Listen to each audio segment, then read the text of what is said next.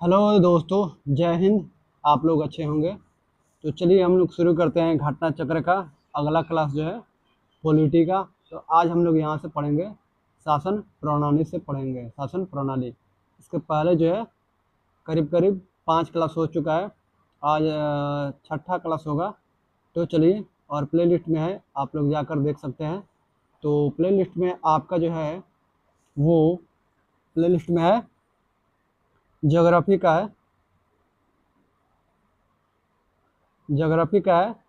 उसके बाद से हिस्ट्री का है। प्ले लिस्ट में आप लोग जो है हिस्ट्री का भी पढ़ाया गया और ज्योग्राफी का भी पढ़ाया गया। छः छः छः क्लास हिस्ट्री का, ज्योग्राफी का 6 क्लास है और हिस्ट्री का 7 क्लास हो चुका है और पॉलिटी का छठा क्लास है। तो चलिए आज हम लोग शुरू करेंगे, शासन प्रणाली से पढ़ेंगे। और ये घटना चक्र का 2026 में जो न्यू बुक आई है उसी को हम पढ़ा रहे हैं। तो चलिए हम लोग शुरू करते हैं। उसके पहले मैं आपसे एक बात कहना चाहता हूँ कि मैं आपको फ्री में हमेशा पढ़ाऊँगा जब तक मेरी सांसें रहेगी। यूट्यूब पर आप फ्री में पढ़ेंगे, कोई पैसा नहीं, कोई चार्ज नहीं। और आने वाले समय में आप एक क्रमबद्ध तरीके से पढ़िएगा, क्रमबद्ध तरीके से,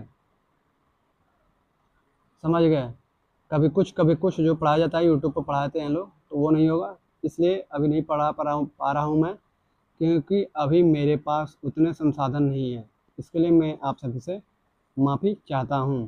तो चलिए, जिस दिन संसाधन हो जाएंगे उसके बाद से मैं आपको क्रमबद्ध तरीके से पढ़ाऊँगा। जैसे कि आप किसी भी कोचिंग में कोर्स खरीदते हैं तो आप क्रमबद्ध तरीके से पढ़ते हैं, समझ गए।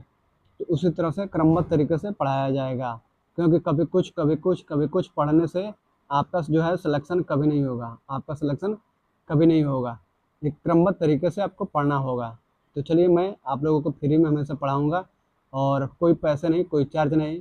जैसे बहुत सारे लोग लूसेंट पढ़ाने के लिए ही 90 रुपये 99 रुपया कोर्स का दाम रखे हैं लूसेंट पढ़ाने के लिए। वो भी उस तरीके से नहीं पढ़ाते हैं जिस तरह से पढ़ाना चाहिए। तो मैं आप लोगों को लूसेंट, लक्ष्मीकांत, एनसीईआरटी जो भी होगा सब कुछ पढ़ाऊँगा, फ्री में पढ़ाऊँगा। अभी तो मैंने पढ़ाना शुरू नहीं किया है, अभी तो बस ये टीजर है, अभी टेलर और फिल्म बाकी है। तो जिस तरह से पढ़ाना चाहिए, जिस तरह से आप कोर्स करते हैं ना यूपीएससी लेवल के, मैं पढ़ाऊँगा। प्री, मेंस और इंटरव्यू, ठीक है। इंटरव्यू का मतलब कोई तैयारी नहीं कराता है, लेकिन इंटरव्यू जो है आप जिस दिन से पढ़ना शुरू करते हैं उसी दिन से इंटरव्यू की तैयारी शुरू हो जाती है। इंटरव्यू की कोई भी तैयारी नहीं करा सकता है। जब से आप पढ़ना शुरू करते हैं वहीं से शुरू हो जाती है, क्योंकि आप हर subject, history, geography, polity, economy, IR हो गया, एथिक्स हो गया, आपका ऑप्शनल सब्जेक्ट हो गया। तो जितने भी सब्जेक्ट्स हैं, आप फिजिक्स, केमिस्ट्री, बायोलॉजी हो गया, नैनो टेक्नोलॉजी हो, बायोटेक्नोलॉजी होगा, रोबोटिक्स हो गया, उसके बाद स्पेस टेक हो गया, आईओटी हो गया, यानी आईटी एंड कम्युनिकेशंस हो गया, ये सब जो है साइंस वाले में आता है। उसके बाद वर्ल्ड हिस्ट्री हो गया, आर्ट एंड कल्चर हो गया। इस तरह से ज्योग्राफी में इंडियन ज्योग्राफी है, उसका वर्ल्ड ज्योग्राफी है, समझ गए। तो ये सब कुछ है, उसके बाद मैपिंग है। तो सब कुछ, सारे सब्जेक्ट को मैं पूरे जो है आपका, जैसे लोग कोर्स खरीदने के बाद पढ़ाते हैं, बहुत जगह तो कोर्स खरीदने के बाद भी सिलेबस को कंप्लीट नहीं कराया जाता है, समझ गए।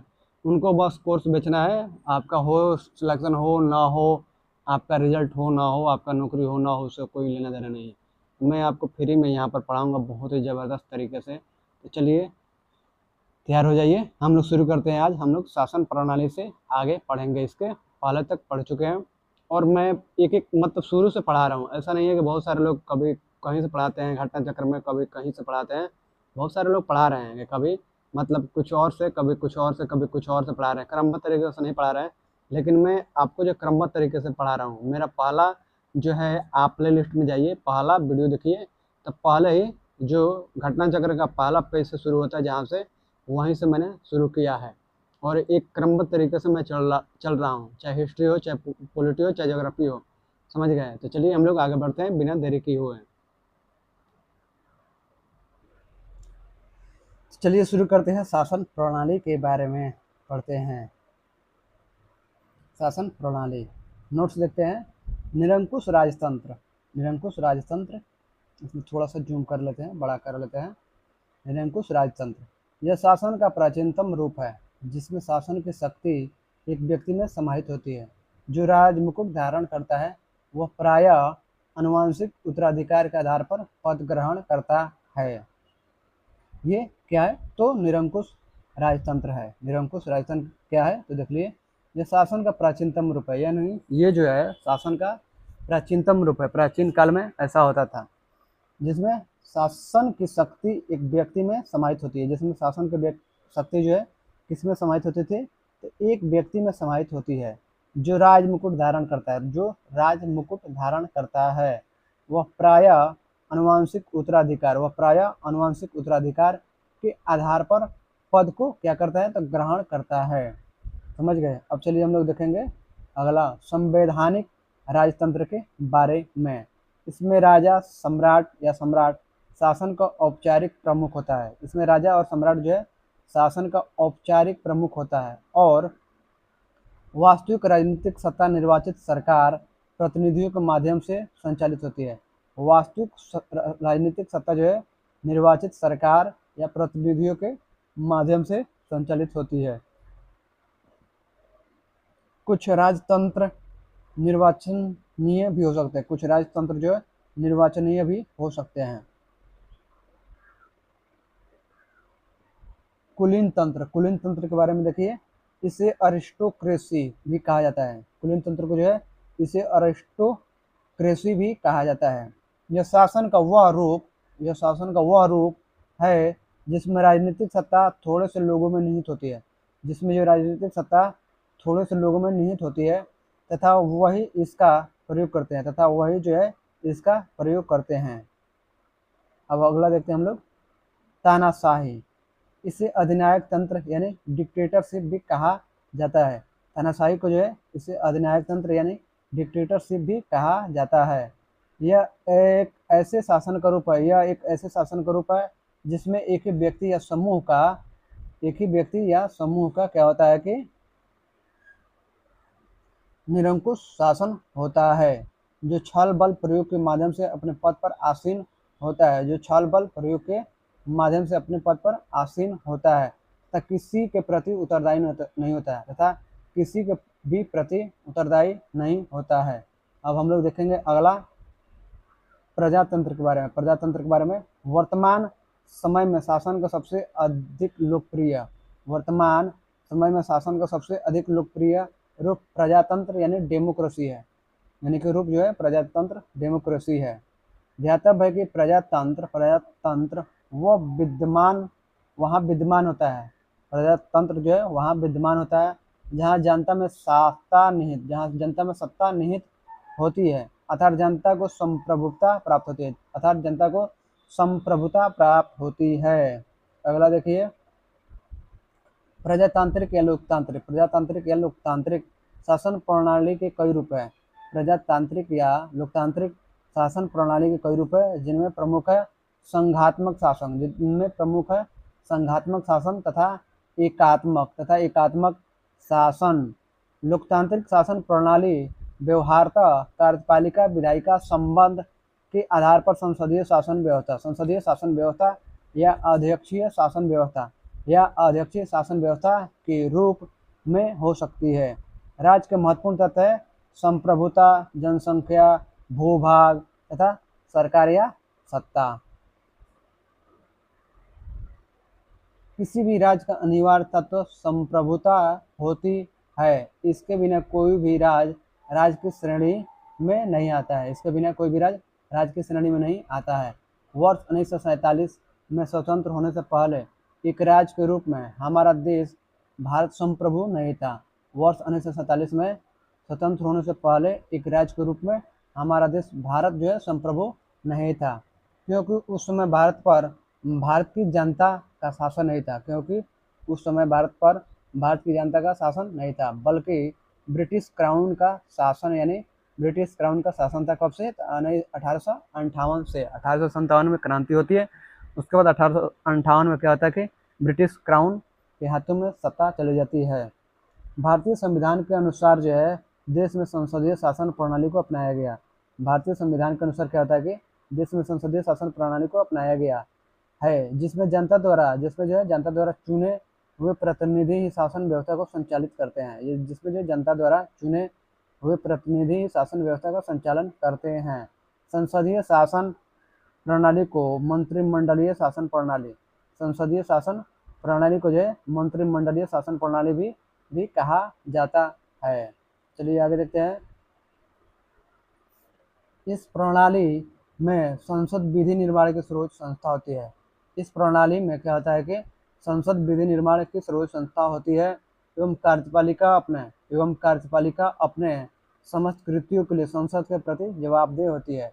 यानी कि कार्यपालिका अपने समस्त कृत्यों के लिए संसद के प्रति जवाबदेह होती है।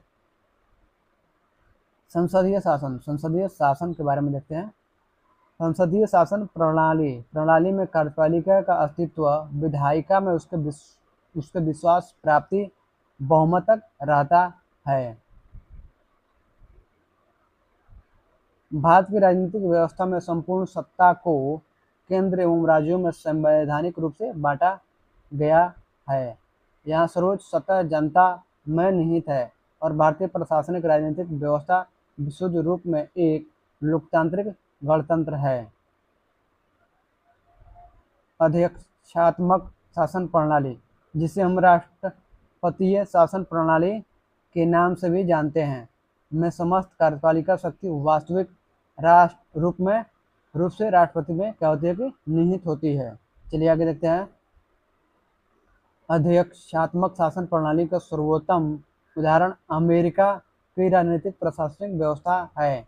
अध्यक्षात्मक शासन प्रणाली में राष्ट्रपति विधायिका को भंग नहीं कर सकता। अध्यक्षात्मक शासन प्रणाली में एकात्मक व्यवस्था के तहत सत्ता केंद्रीकृत होती है। राष्ट्रपति ही कार्यपालिका का प्रमुख होता है। अध्यक्षात्मक शासन प्रणाली में राष्ट्रपति अपने मंत्रियों का चयन नामित करने में स्वतंत्र होता है और मंत्रियों के चयन में व्यवस्थापिका की भूमिका नाम मात्र ही होती है। हालांकि अमेरिकी मॉडल में अनेक उच्च पदों मंत्रियों की नियुक्ति में सीनेट की सलाह एवं सहमति आवश्यक होती है। भारतीय संविधान की प्रस्तावना में प्रयुक्त वाक्य हम भारत के लोग डैश यह स्पष्ट करता है कि भारत में सत्ता का एकमात्र स्रोत जनता है, जो प्रतिनिधियों का निर्वाचन सत्ता संचालन हेतु करती है।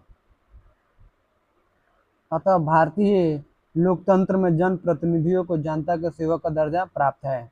भारतीय संविधान में संघ एवं राज्यों की शक्तियों को संविधान में स्पष्टतः विभाजित किया गया है। इसलिए भारतीय संविधान को संघात्मक या संघीय संविधान भी कहा जाता है। ब्रिटिश संसद को संसदों की जननी कहा जाता है। ब्रिटिश संसद को संसदों की जननी कहा जाता है। ब्रिटेन में परंपराओं संसदीय कानूनों, न्यायिक निर्णयों, संधियों आदि के माध्यम से शासनिक व्यवस्था का संचालन किया जाता है। क्योंकि ब्रिटेन में एकल संहिताबद्ध लिखित संविधान नहीं है, इसलिए ब्रिटिश संविधान को बहुधा आंशिक रूप से लिखित और पूर्णतः असंहिताबद्ध संविधान कहा जाता है। भारतीय संविधान में एकल शासन के प्रमुख लक्षणों में राज्यपाल का पद, अखिल भारतीय सेवाएं, एकल नागरिकता, आपातकालीन प्रावधान तथा राज्यसभा में असमान प्रतिनिधित्व शामिल है। भारत एक गणतंत्र है। इसका आशय है कि भारतीय राजनीतिक प्रशासनिक व्यवस्था का सर्वोच्च पद राष्ट्रपति पर निर्वाचित व्यक्ति आसीन होता है। भारतीय संविधान में संघात्मक एवं एकात्मक दोनों व्यवस्थाओं के तत्व पाए जाते हैं, परंतु भारतीय संविधान मूलतः संघात्मक है। किसी हुयर ने भारत को और संघात्मक राज्य कहा है। जी ऑस्टिन ने भारतीय संघवाद को सहकारी संघवाद कहा है। भारतीय संविधान जो है अधिक कठोर तथा अधिक लचीले के मध्य एक संतुलन स्थापित करता है। यह कथन केसी हुयर का है। बी.आर. अम्बेडकर के अनुसार संविधान को संघात्मकता के तंग ढांचे में नहीं ढाला गया है। चलिए शुरू होता है प्रश्न कोश हम लोग देखेंगे। तो पहला सवाल हम लोग देखते हैं। पहला सवाल, निम्नलिखित में से कौन सा राज्य जो है शब्द को सर्वोत्तम रूप से परिभाषित करता है। पहले देखते हैं, व्यक्तियों का एक समुदाय जो बिना किसी बाह्य नियंत्रण के एक निश्चित भूभाग में स्थायी रूप से निवास करता है और जिसकी एक संगठित सरकार है। बी नंबर, एक निश्चित भूभाग के राजनीतिक रूप से संगठित लोग जो स्वयं प्रशासन करने, कानून एवं व्यवस्था बनाए रखने, अपने नैसर्गिक अधिकारों की रक्षा करने तथा अपने जीविका के साधनों को सुरक्षित रखने का अधिकार रखते हैं। सी नंबर, बहुत से व्यक्ति जो एक निश्चित भूभाग में बहुत लंबे समय से अपनी संस्कृति, परंपरा और शासन व्यवस्था के साथ रहते आए हैं। डी नंबर, एक निश्चित भूभाग में स्थायी रूप से रह रहा समाज है जिसकी एक केंद्रीय प्राधिकारी तथा केंद्रीय प्राधिकारी के प्रति उत्तरदायी कार्यपालिका और एक स्वतंत्र न्यायपालिका है। तो इसमें जो है राज्य शब्द को सर्वोत्तम रूप से परिभाषित करता है राइट नंबर ए राइट है, सही है। ये 2021 में सवाल पूछा गया था IAS के प्री में। चलिए हम लोग अगला सवाल देखते हैं।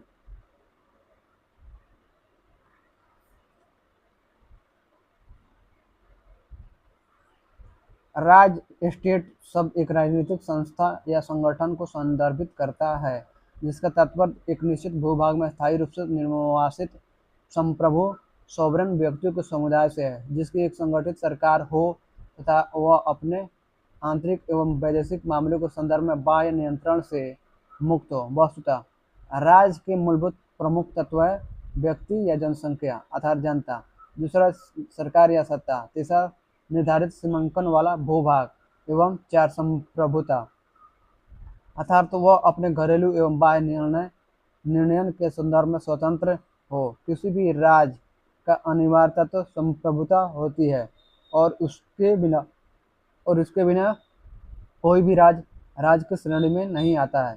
इस आधार पर विकल्प ए में दिया गया कथन राज्य शब्द को सर्वोत्तम रूप से परिभाषित करता है।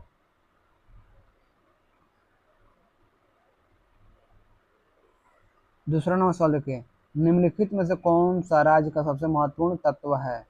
तो राइट आंसर सी संप्रभुता। राज्य के चार आवश्यक तत्व होते हैं, जनसंख्या, भूभाग, सरकार यानी शासन या सत्ता और संप्रभुता। राज्य के इन चारों तत्वों में संप्रभुता सबसे महत्वपूर्ण तत्व है। संप्रभुता के बिना कोई राज्य अन्य तीनों तत्वों के होते हुए भी अंतर्राष्ट्रीय दृष्टि से राज्य नहीं कहा जा सकता है। 3 नंबर, भारत की संप्रभुता के बारे में निम्नलिखित में से कौन सा या कौन से कथन सही है या सही हैं। तो पहला, भारत राष्ट्रमंडल का सदस्य है, भारत जो है राष्ट्रमंडल का सदस्य है।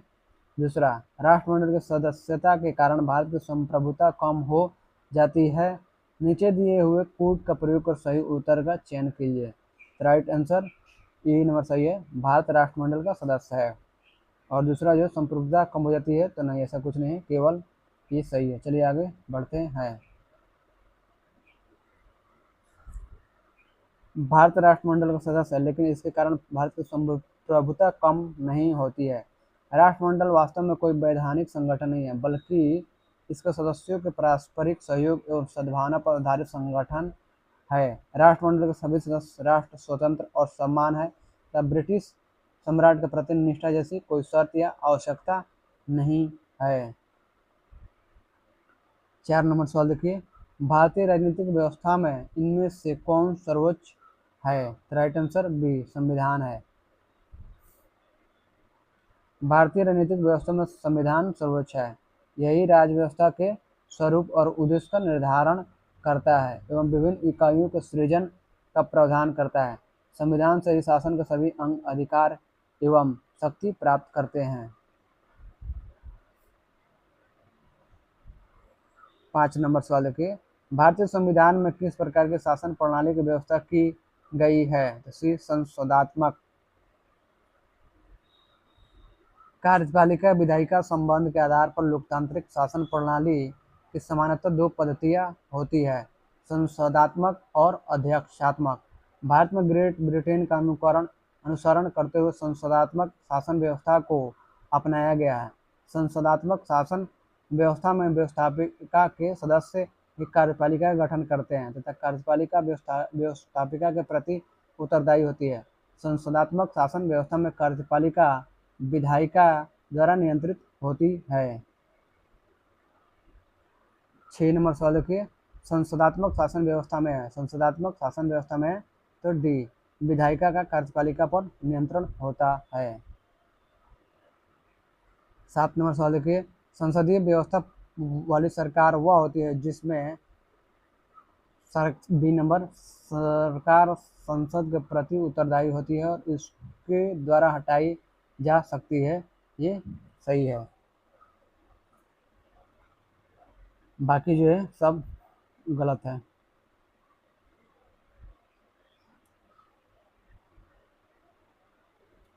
संसदीय व्यवस्था वाली सरकार वह होती है जिसमें सरकार जो है संसद के प्रति उत्तरदायी होती है और उसके द्वारा हटाई जा सकती है। भारतीय संविधान ने संसदीय शासन व्यवस्था की स्थापना की है। यह इंग्लैंड के संसदीय प्रणाली का अंगीकरण है। इस व्यवस्था में कार्यपालिका विधायिका का ही भाग होती है और यह विधायिका के प्रति उत्तरदायी होती है। इसमें वास्तविक कार्यपालिकीय शक्तियाँ प्रधानमंत्री और उसकी मंत्रिपरिषद में निहित होती है। भारतीय संविधान का अनुच्छेद 75 का सब क्लॉज 3 के अनुसार मंत्रिपरिषद लोकसभा के प्रति सामूहिक रूप से उत्तरदायी होती है।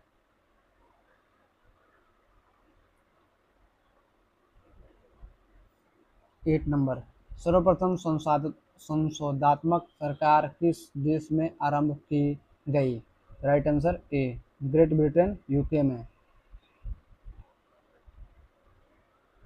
वर्तमान में संशोधात्मक शासन का स्वरूप जो कि अधिकांश देशों में प्रचलित है सर्वप्रथम ग्रेट ब्रिटेन यूके में परिलक्षित हुआ था।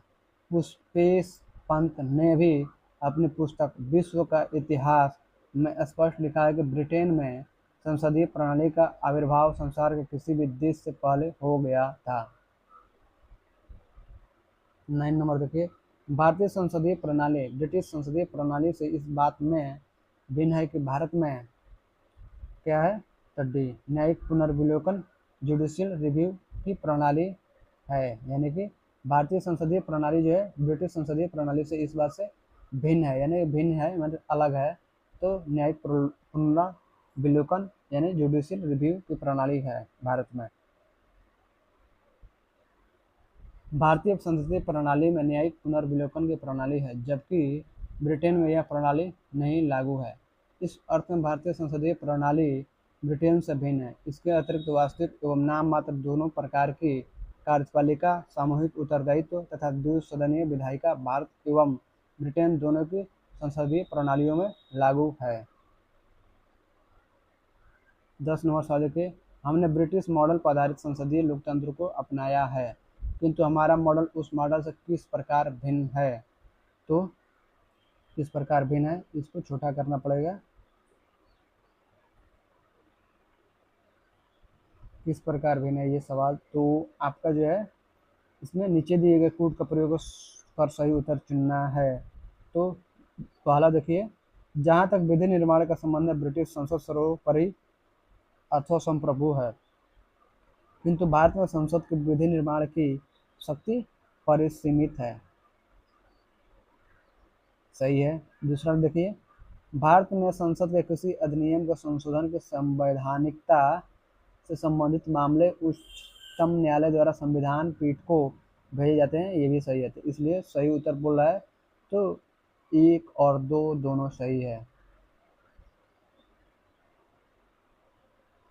ब्रिटिश मॉडल पर आधारित लोकतांत्रिक व्यवस्था में संसदीय संप्रभुता पार्लियामेंट्री सोवरनिटी के सिद्धांत को अपनाया गया है तथा वहाँ संसद के सर्वोच्च विधि प्राधिकारी है जो कि किसी विधि का सृजन या किसी विधि का समापन कर सकती है। दूसरी ओर भारतीय मॉडल जो है, भारतीय मॉडल में संवैधानिक सरकार यानी कॉन्स्टिट्यूशनल गवर्नमेंट की व्यवस्था है जिसके तहत संसद के विधि निर्माण की शक्ति लिखित संविधान द्वारा परिसीमित है। केशवानंद भारतीयवाद 1973 में दिए गए ऐतिहासिक निर्णय में उच्चतम न्यायालय ने यदि संसद के संविधान में संशोधन की शक्ति को स्वीकार किया तथापि यह भी निर्धारित किया कि संविधान की मूल संरचना या सांचे ढांचे में परिवर्तन करने वाला कोई संशोधन संसद द्वारा नहीं किया जा सकता। इस प्रकार कथन 1 क्या है तो सही है।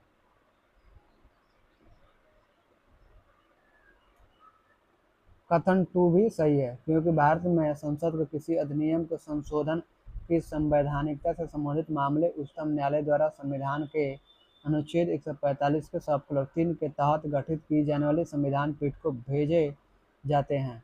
अनुच्छेद 145 के सब क्लॉज 3 में प्रावधानित है कि जिस मामले में संविधान के निर्वचन के बारे में विधि के कोई सार्वजन प्रश्न अंतर्वलित है, उसका विनिश्चय करने के प्रयोजन के लिए बैठने वाले न्यायाधीशों की संख्या न्यूनतम 5 होगी। इससे ही संविधान पीठ के रूप में अभिहित किया जाता है। 11 नंबर सवाल देखिए, निम्नलिखित में से कौन सी भारतीय संविधान की विशेषता नहीं है? तो बी, अध्यक्षात्मक सरकार। अध्यक्षात्मक सरकार भारतीय संविधान की विशेषता नहीं है, जबकि संसदात्मक सरकार, शासन प्रणाली, संघात्मक सरकार, शासन प्रणाली तथा स्वतंत्र न्यायपालिका भारतीय संविधान की विशेषताएं हैं। 12 नंबर सवाल देखिए, भारतीय राजनीतिक पद्धति के बारे में निम्न में से कौन सा सही नहीं है? राइट आंसर डी, राष्ट्रपति पद्धति की सरकार। भारत में राष्ट्रपतीय पद्धति की नहीं बल्कि संसदीय पद्धति की सरकार है तथा यहाँ राष्ट्रपति शासन का औपचारिक प्रमुख मात्र है। भारतीय संविधान संसदीय लोकतंत्र की व्यवस्था करता है तथा इसमें धर्मनिरपेक्ष राज्य और संघीय प्रणाली को अपनाया गया है। चलिए आगे बढ़ते हैं। 13 नंबर सवाल देखते हैं। नीचे दो कथन दिए गए जिनमें एक को अभिकथन ए तथा दूसरे को कारण आर कहा गया है। अभिकथन ए देखते हैं, भारत में संसदीय शासन प्रणाली है। कारण आर, भारत में कार्यपालिका व्यवस्थापिका के प्रति उत्तरदायी होती है। नीचे दिए गए कूट से सही उत्तर चुनना है। तो इसमें जो है चुनना है तो चुनना है। चलिए चुनते हैं हम लोग। यहाँ पर ए और आर दोनों सही है, किंतु आर ए की सही व्याख्या नहीं करता है। तो ए तो सही है, आर भी सही है। आर ए की सही व्याख्या नहीं करता है तो गलत है। चलिए आगे बढ़ते हैं। ऑप्शन नंबर देखते हैं आगे। ए गलत है किंतु आर सही है, ये भी गलत है। ए सही है किंतु आर गलत है, ये भी सही है। ए और आर दोनों सही है, आर ए की सही व्याख्या करता है तो सही है। राइट आंसर डी सही है। डी फॉर डे, डे मतलब दिन। भारत में शासन की संसदीय प्रणाली अपनाई है, जिसकी मूल पहचान यह है कि वास्तविक कार्यपालिका प्रधानमंत्री के नेतृत्व में मंत्री परिषद, व्यवस्थापिका या विधायिका संसद, विशेषतः निम्न सदन लोकसभा के प्रति उत्तरदायी होती है। भारतीय संविधान इस उत्तरदायित्व को स्पष्ट रूप से स्थापित करता है।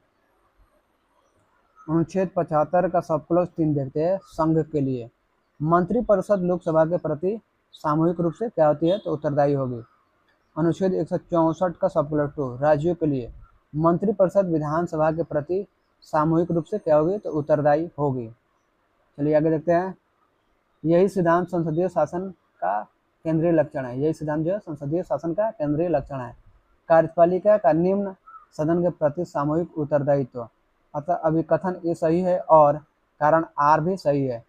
साथ ही आर संसदीय प्रणाली की परिभाषात्मक विशेषता बताकर ए की सही व्याख्या करता है। 14 नंबर सवाल देखिए, भारत में संसदीय प्रणाली की सरकार है क्योंकि डी, मंत्रिपरिषद लोकसभा के प्रति उत्तरदायी है, इसलिए राइट आंसर डी है। 2015 में पूछा गया प्री में आईएएस के। भारत में संसदीय प्रणाली की सरकार है क्योंकि मंत्रिपरिषद लोकसभा के प्रति जो है उत्तरदायी है। अनुच्छेद 75 का सब क्लॉज 3 संसदीय शासन प्रणाली को मंत्रिमंडलीय व्यवस्था भी कहा जाता है। इस शासन व्यवस्था में संसद विधि निर्माण की सर्वोच्च संस्था होती है तथा कार्यपालिका अपने सभी कार्यों के लिए संसद के प्रति उत्तरदायी होती है। कार्यपालिका के सदस्य संसद के सदस्य होते हैं और कार्यपालिका तभी तक सत्तारूढ़ या कार्यरत रहती है जब तक उसे संसद या लोकसभा का विश्वास प्राप्त रहता है। चलिए आगे बढ़ते हैं। 15 नंबर सवाल देखते हैं। संसदीय स्वरूप के शासन का प्रमुख लाभ यह है कि सी, कार्यपालिका विधानमंडल के प्रति उत्तरदायी बनी रहती है। बाकी सब गलत है। चलिए आगे देखते हैं। 16 नंबर सवाल। 16 नंबर, भारत के संदर्भ में संसदीय शासन प्रणाली में निम्नलिखित में से कौन सा या कौन सा सिद्धांत संस्थागत रूप में निहित है? पहला, मंत्रिमंडल के सदस्य संसद के सदस्य होते हैं, तो आपका सही है। दूसरा, जब तक मंत्रियों को संसद का विश्वास प्राप्त रहता है तब तक ही वे अपने पद पर बने रहते हैं, तो आपका दूसरा जो है ये भी सही है। तीसरा देखिए, राज्य का अध्यक्ष ही मंत्रिमंडल का अध्यक्ष होता है, तो ये गलत है। नीचे दिए गए कूट का प्रयोग कर सही उत्तर चुनिए, तो सही उत्तर 1 और 2 सही है, तो पहला में है 1 और 2 सही है। चलिए आगे बढ़ते हैं। IAS प्री 2013 में सवाल पूछा गया था। अनुच्छेद 75 का सब क्लॉज 5 में उल्लेख है कि मंत्री बिना संसद सदस्य बने 6 माह से अधिक अपने पद पर नहीं रहेगा, अर्थात मंत्रिपरिषद मंत्रिमंडल के सदस्य संसद के सदस्य होते हैं। मंत्रिपरिषद सामूहिक रूप से लोकसभा के प्रति उत्तरदायी होगी। अनुच्छेद 75 का सब क्लॉज 3, इसलिए कथन 2 भी सही है, क्योंकि लोकसभा संसद का भाग है। भारत में राज्य यानी राष्ट्र का अध्यक्ष राष्ट्रपति होता है, जबकि मंत्रिपरिषद मंत्रिमंडल की अध्यक्षता प्रधानमंत्री करता है। 17 नंबर सवाल देखिए, सरकार की संसदीय व्यवस्था के विषय में निम्नलिखित में से कौन सा वक्तव्य सही है? राइट आंसर ई, उपयुक्त में से कोई नहीं, उपयुक्त में से एक से अधिक। बीपीएससी में पूछा गया है 2019 में के प्री में। शासन प्रणाली के सामान्यतः 2 पद्धति होती है, संसदीय और अध्यक्षीय। भारत में ग्रेट ब्रिटेन का अनुसरण करते हुए संसदीय शासन व्यवस्था को अपनाया गया है। संसदीय शासन व्यवस्था में व्यवस्थापिका विधायिका के सदस्य ही कार्यपालिका का गठन करते हैं तथा कार्यपालिका व्यवस्थापिका के प्रति उत्तरदायी होती है। संसदात्मक शासन व्यवस्था में कार्यपालिका विधायिका द्वारा नियंत्रित होती है तथा न्यायपालिका कार्यपालिका एवं विधायिका के कार्यों की न्यायिक समीक्षा कर सकती है। राष्ट्रपति न्यायपालिका के प्रति जवाबदेह नहीं होता है, अतः विकल्प ई सही उत्तर है। 18 नंबर, निम्नलिखित कथनों में से उस एक को चुनिए जो मंत्रिमंडल स्वरूप की सरकार के अंतर्निहित सिद्धांत को अभिव्यक्त करता है। तो चलिए देखते हैं। 1 नंबर, ऐसी सरकार के विरुद्ध आलोचना को कम से कम करने की व्यवस्था जिसके उत्तरदायित्व जटिल है तथा उन्हें सभी के संतोष के लिए निष्पादित करना कठिन है। बी, ऐसी सरकार के कामकाज में तेजी लाने की क्रियाविधि जिसके उत्तरदायित्व दिन प्रतिदिन बढ़ते जा रहे हैं। सी, सरकार के जनता के प्रति सामूहिक उत्तरदायित्व को सुनिश्चित करने के लिए संसदीय लोकतंत्र की एक क्रियाविधि। डी, उस शासनाध्यक्ष के हाथों को मजबूत करने का एक साधन जिसका जनता पर नियंत्रण ह्रासोन्मुख दशा में है। राइट आंसर सी सही है। 2017 में पूछा गया था IAS प्री में। सरकार के जनता के प्रति सामूहिक उत्तरदायित्व को सुनिश्चित करने के लिए संसदीय लोकतंत्र की एक क्रियाविधि है। संसदीय शासन प्रणाली को मंत्रिमंडलीय शासन प्रणाली या उत्तरदायी शासन प्रणाली के नाम से भी संबोधित किया जाता है। इसमें सरकार मंत्रिपरिषद लोकसभा के प्रति उत्तरदायी होती है। लोकसभा सदस्यों का निर्वाचन जनता द्वारा प्रत्यक्ष रूप से किया जाता है, अतः सरकार के जनता के प्रति सामूहिक उत्तरदायित्व को सुनिश्चित करना ही मंत्रिमंडलीय स्वरूप की सरकार या संसदीय सरकार के अंतर्निहित सिद्धांत है। चलिए आगे बढ़ते हैं। अब देखते हैं 19 नंबर, राष्ट्रपति पद्धति में समस्त कार्यपालिका की शक्तियां निहित होती है। तो ए, राष्ट्रपति में। राष्ट्रपति शासन पद्धति में समस्त कार्यपालिका शक्तियां राष्ट्रपति में निहित होती है तथा इनका प्रयोग वह विधायिका से पृथक और स्वतंत्र रूप से स्वयं या अपने द्वारा चयनित मंत्रियों के माध्यम से करता है। 20 नंबर सवाल देखिए, भारत में राजनीतिक व्यवस्था का मूलभूत लक्षण है। पहला, यह एक लोकतांत्रिक गणतंत्र है। दूसरा, इसमें संसदात्मक रूप की सरकार है। तीसरा, सर्वोच्च सत्ता भारत की जनता में निहित होती है। चौथा, यह एक एकीकृत शक्ति का प्रावधान करती है। नीचे दिए गए कूट से सही उत्तर का चयन कीजिए। तो राइट आंसर आपका बी सही है। 1, 2, 3 सही है और चौथा जो है गलत है।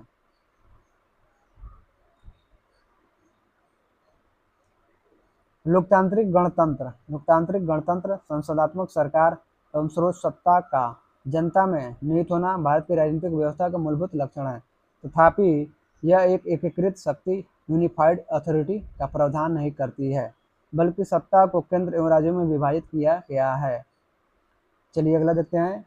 21 नंबर सवाल देखते हैं। निम्नलिखित कथनों पर विचार कीजिए। पहला, भारत एक लोकतांत्रिक राज्य व्यवस्था है। दूसरा, भारत एक प्रभु सत्ता संपन्न राज्य है। तीसरा, भारत में लोकतांत्रिक समाज है। चौथा, भारत एक कल्याणकारी राज्य है। उपरोक्त कथनों में से कौन सा सही है? राइट आंसर डी, 1, 2, 3 और 4 चारों सही है। भारतीय संविधान के तहत भारत में एक लोकतांत्रिक राज्य व्यवस्था है तथा यह एक प्रभु सत्ता संपन्न राज्य है। नीति निर्देशक तत्वों के द्वारा संविधान निर्माताओं ने कल्याणकारी राज्य की संकल्पना को भी अभिव्यक्त किया है और राज्य को यह निर्देश दिया है कि वह जन कल्याण के लिए निरंतर प्रयत्न करे। साथ ही भारतीय समाज को भी लोकतांत्रिक मूल्यों को संवैधानिक संरक्षण एवं लोकतांत्रिक जीवन शैली के आधार पर लोकतांत्रिक माना जा सकता है। 22 नंबर सवाल देखिए, निम्नलिखित में से कौन सी विशेषता भारतीय राजतंत्र की नहीं है? राइट आंसर डी, सत्तावादी सरकार। भारतीय शासन प्रणाली में शासन का संचालन संविधान के प्रावधानों के अनुरूप होता है। भारत में विधि का शासन है, यहाँ गणतंत्र है न कि राजतंत्र है। प्रत्येक 5 वर्ष के उपरांत जो है जनता अपने प्रतिनिधियों का निर्वाचन कर संविधान संगत लोकतांत्रिक सरकार का गठन करती है। यहाँ सत्तावादी सरकारें नहीं है। 23 नंबर सवाल देखिए, केंद्र सरकार और राज्य सरकारों को प्राधिकार प्राप्त होता है भारतीय संविधान से। केंद्र सरकार और राज्य सरकारों के प्राधिकार का स्रोत भारत का संविधान है।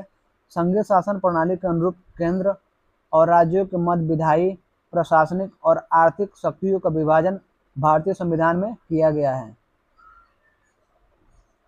24 नंबर सवाल देखिए, निम्नलिखित कथनों पर विचार कीजिए और नीचे दिए गए कूट से सही उत्तर को चुनिए। अभिकथन ए, भारत एक लोकतांत्रिक देश है। कारण कथन आर, भारत का अपना एक संविधान है। कूट देखिए, भारत एक लोकतांत्रिक देश है, सही है। भारत का अपना एक संविधान है, ये भी सही है। चलिए, ए और आर दोनों सही है तथा आर ए की सही व्याख्या करता है नहीं। ए और आर दोनों सही है लेकिन आर ए की सही व्याख्या नहीं है, तो राइट आंसर बी सही है। ये सही है परंतु आर गलत है, ये गलत है परंतु ये भी गलत है। राइट आंसर बी सही है। 2017 में पूछा गया था प्री के एग्जाम में, यूपी पीसीएस के। भारत एक लोकतांत्रिक देश है, इसका प्रमाण संविधान को उद्देशिका के प्रारंभिक शब्दों हम भारत के लोग भारत को संपूर्ण प्रभुत्व संपन्न समाजवादी पंथनिरपेक्ष लोकतंत्रात्मक गणराज्य बनाने के लिए डैश से दर्शित होता है। लोकतंत्र शासन का वह रूप होता है जिसमें सभी महत्वपूर्ण निर्णय जनता द्वारा चुने गए प्रतिनिधियों द्वारा संयुक्त रूप से किए जाते हैं। चलिए आगे हम लोग देखते हैं नेक्स्ट सवाल।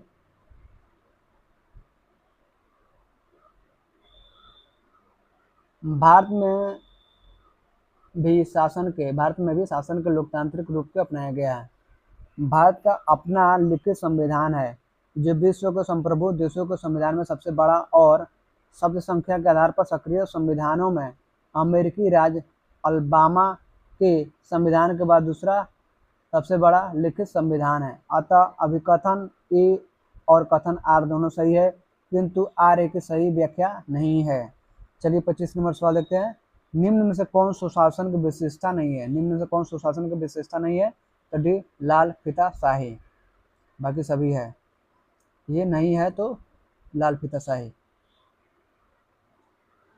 लाल फीताशाही सुशासन की व्यवस्था नहीं है, जबकि हिस्सेदारी, जवाबदेही, पारदर्शिता, कानून का नियम, सर्वसम्मति से निर्णय लेना, दक्षता एवं प्रभावशीलता आदि सुशासन की विशेषताएं हैं। 26 नंबर, कल्याणकारी राज्य यानी वेलफेयर स्टेट का उद्देश्य है बी कमजोर वर्गों के कल्याण का प्रबंध करना। कल्याणकारी राज्य नागरिकों के, विशेष रूप से कमजोर वर्ग के नागरिकों के सामाजिक, आर्थिक, सोशियो इकोनॉमिक विकास के लिए सतत प्रयत्नशील रहता है। नागरिकों का वह वर्ग जो सामाजिक आर्थिक रूप से सुदृढ़ है अपना कल्याण स्वयं कर सकता है, उसे किसी विशेष संरक्षण की आवश्यकता नहीं होती है। यही कारण है कि भारत में मालाईदार परत यानी क्रीमी लेयर को अर्थात पिछड़ों में अगड़ों को लोक नियोजन में आरक्षण प्रदान नहीं किया गया है।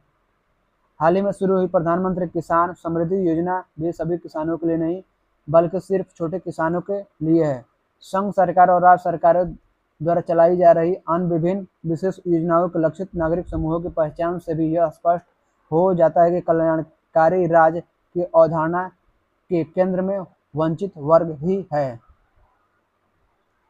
27 नंबर, राज हर जगह है, यह अंतराल शायद ही कोई छोड़ता है। यह वक्तव्य किस धारणा को व्याख्या करता है? किस धारणा की व्याख्या करता है? तो ये कल्याणकारी राज की। राज हर जगह है, यह अंतराल शायद ही कोई छोड़ता है। यह वक्तव्य कल्याणकारी राज की अवधारणा की व्याख्या करता है। कल्याणकारी राज्य की सरकार समग्र विकास और प्रगति के व्यापक और अधिक धनात्मक आवश्यकताओं से संदर्भित होकर कार्य करती है तथा मात्र शांति बनाए रखना, विवादों का समाधान और आवश्यक सेवाओं को उपलब्ध कराने तक ही उसका कार्य सीमित नहीं होता है।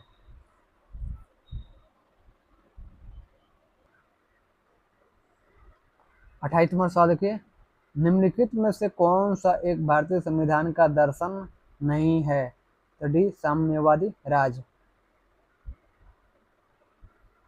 भारतीय संविधान में कल्याणकारी राज, समाजवादी राज, राजनैतिक समानता, न्याय, पंथ निरपेक्षता, लोकतंत्रात्मक गणराज्य आदि दर्शनों को आत्मसात किया गया है, किंतु साम्यवादी राज के दर्शन का उल्लेख संविधान में नहीं किया गया है। समाजवादी राज एवं राजनीतिक समानता, न्याय का उल्लेख हमें उद्देशिका में मिलता है। कल्याणकारी राज का दर्शन संविधान के भाग 4 में राज्य के नीति निर्देशक तत्वों के अंतर्गत सन्निहित है। चलिए अगला सवाल हम लोग देखते हैं। 29 नंबर, निम्नलिखित कथनों में से कौन सा सही है? तो राइट आंसर डी, भारत एक संसदात्मक प्रजातंत्र है। भारत में संसदात्मक प्रजातंत्र को अपनाया गया। संसदात्मक प्रजातंत्र में शक्ति मूलतः जनता में निहित होती है। संसद में जनता के द्वारा चुने हुए प्रतिनिधि शासन सत्ता का संचालन करते हैं। 30 नंबर देखिए, भारत में राजनीतिक सत्ता का प्रमुख स्रोत कौन है? राइट आंसर ए, जनता है। भारत में राजनीतिक सत्ता का प्रमुख स्रोत देश की जनता है, क्योंकि भारत का संविधान आरंभ होता है हम भारत के लोग डैश, साथ ही भारत एक लोकतंत्रात्मक राज्य है, अर्थात राज्य भारत में राज सत्ता जनता में निहित है। जनता को अपने प्रतिनिधि निर्वाचित करने का अधिकार है, जो जनता के स्वामी न होकर सेवक है। 31 नंबर सवाल देखिए, निम्नांकित में से कौन एक अध्यक्षात्मक शासन प्रणाली का आधारभूत तत्व है? तो राइट आंसर बी, एकल कार्यपालिका। अध्यक्षतात्मक शासन प्रणाली का आधारभूत तत्व है एकल कार्यपालिका। इसमें सत्ता केंद्रीकृत होती है। 32 नंबर सवाल देखिए, निम्नलिखित में से कौन सा सही है? अध्यक्षात्मक शासन प्रणाली की विशेषता है या है? राइट आंसर डी, ऊपर वर्णित सभी तथ्य सही है। पहला, कार्यकारिणी का प्रमुख राष्ट्रपति होता है। बी, राष्ट्रपति अपने मंत्रिपरिषद का चयन स्वयं करता है। सी, राष्ट्रपति व्यवस्थापिका का भंग नहीं कर सकता है। ऊपर वर्णित सभी तथ्य क्या है? तो सही है। चलिए आगे बढ़ते हैं। अध्यक्षात्मक शासन प्रणाली की विशेषता है कि कार्यकारिणी का प्रमुख राष्ट्रपति होता है। राष्ट्रपति अपने मंत्रिपरिषद का चयन स्वयं अपने विवेक से करता है तथा राष्ट्रपति व्यवस्थापिका संसद को भंग नहीं कर सकता। अतः प्रश्नगत पहले तीनों विकल्पों के कथन सही है, इसलिए विकल्प डी सही उत्तर है। 33 नंबर, अध्यक्षात्मक यानी प्रेसिडेंशियल शासन का उदय सर्वप्रथम किस देश में हुआ? तो डी, संयुक्त राज्य अमेरिका में। अध्यक्षात्मक शासन व्यवस्था का उदय सर्वप्रथम संयुक्त राज्य अमेरिका में हुआ। इस शासन प्रणाली में प्रमुख कार्यकारी शक्ति राष्ट्रपति के पास होती है। वह लोगों द्वारा प्रत्यक्ष या अप्रत्यक्ष रूप से निश्चित अवधि के लिए चुना जाता है। इस शासन प्रणाली में कार्यपालिका विधायिका से पृथक होती है। 34 नंबर सवाल देखिए, भारत में प्रजातंत्र इस तथ्य पर आधारित है कि सी, जनता को सरकारों को चुनने तथा बदलने का अधिकार प्राप्त है। प्रजातंत्र का आशय जनता द्वारा, जनता के लिए, जनता की सरकार, अर्थात लोगों को सरकार चुनने और बदलने का अधिकार है। भारत में प्रजातंत्र इसी तथ्य पर आधारित है कि जनता को सरकारों को चुनने एवं बदलने का अधिकार है, अर्थात जनता अपने मतदान के अधिकार के द्वारा ही प्रतिनिधियों का चुनाव करती है और ये प्रतिनिधि शासन सत्ता का संचालन करते हैं। जब ये प्रतिनिधि जनता के कल्याण एवं शासन सत्ता का संचालन सही उचित तरीके से नहीं करते, तब जनता चुनाव यानी समय समय पर चुनाव होते रहते हैं के माध्यम से सत्तारूढ़ दल या सरकार को पराजित कर हटा देती है। 35वां सवाल देखिए, लोकतंत्र का उत्कृष्ट गुण यह है कि वह क्रियाशील बनाता है। तो ये साधारण पुरुषों और महिलाओं की बुद्धि और चरित्र को भी, कार्यपालिक पालक नेतृत्व को सशक्त बनाने वाली पद्धतियों को, या आपका इसको छोटा कर लेते हैं, सी गतिशीलता और दूरदर्शिता से युक्त एक बेहतर व्यक्ति को, या डी समर्पित दलीय कार्यकर्ताओं के समूह को, यानी समर्पित दलीय कार्यकर्ताओं के समूह को। राइट आंसर ए, साधारण पुरुषों और महिलाओं की बुद्धि और चरित्र को।